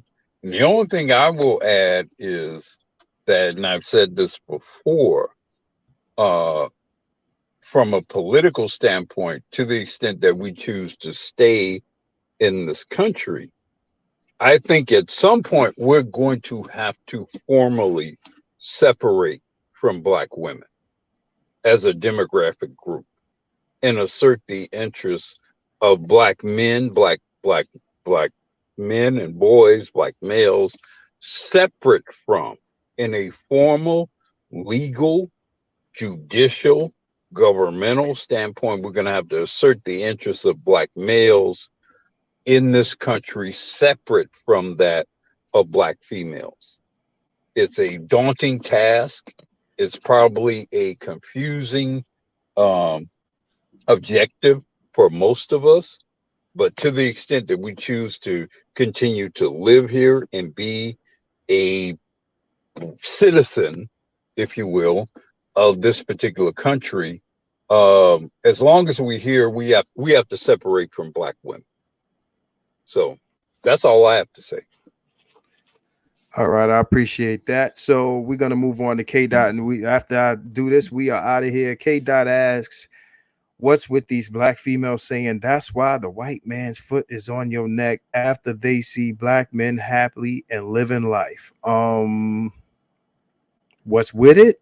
I mean, what, happy living life without them or with them? Or I figure if I'm gonna think you mean moving on without them. I mean, at the end of the day, you know, masters do what they want, slaves do what they're told, and you know they want you to be under the thumb. I mean, you know, and if you're not, then they don't like that. So the other thing he said was, K Dot says, Sinji put up a pool on if Black men would rather a system ruled under white men or Black men, and 93% voted white supremacy. Yeah, that's not a shock. So just further proof of, you know, what I'm saying and what BGS is saying and what you know, Black Uru is saying now. You know, Black Uru said that, you know, Black men should push themselves as a demographic apart from Black women.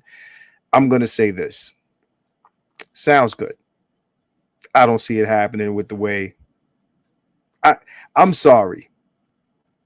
But I've said it before, I've said it to my crew, I said it to other people, like, you know, I BGS said earlier, the what is it, the winter soldier chip?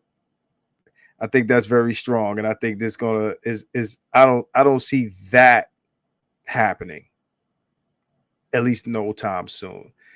I appreciate everybody for jumping on here. We are out of here. We are 3 hours and 4 minutes into this. So I appreciate everybody for your comments, for your super chats, for your cash apps, and everybody on the panel. My man Maul, my man Marty McFly, aka Shiny Belt Buckles. BGS and Oru Chaos. I appreciate y'all. Shout out to Wrench and what's the other guy's name? I'm looking for him in there, but shout out to him. I forget the other guy that was on here. And yeah, man, thanks for joining me.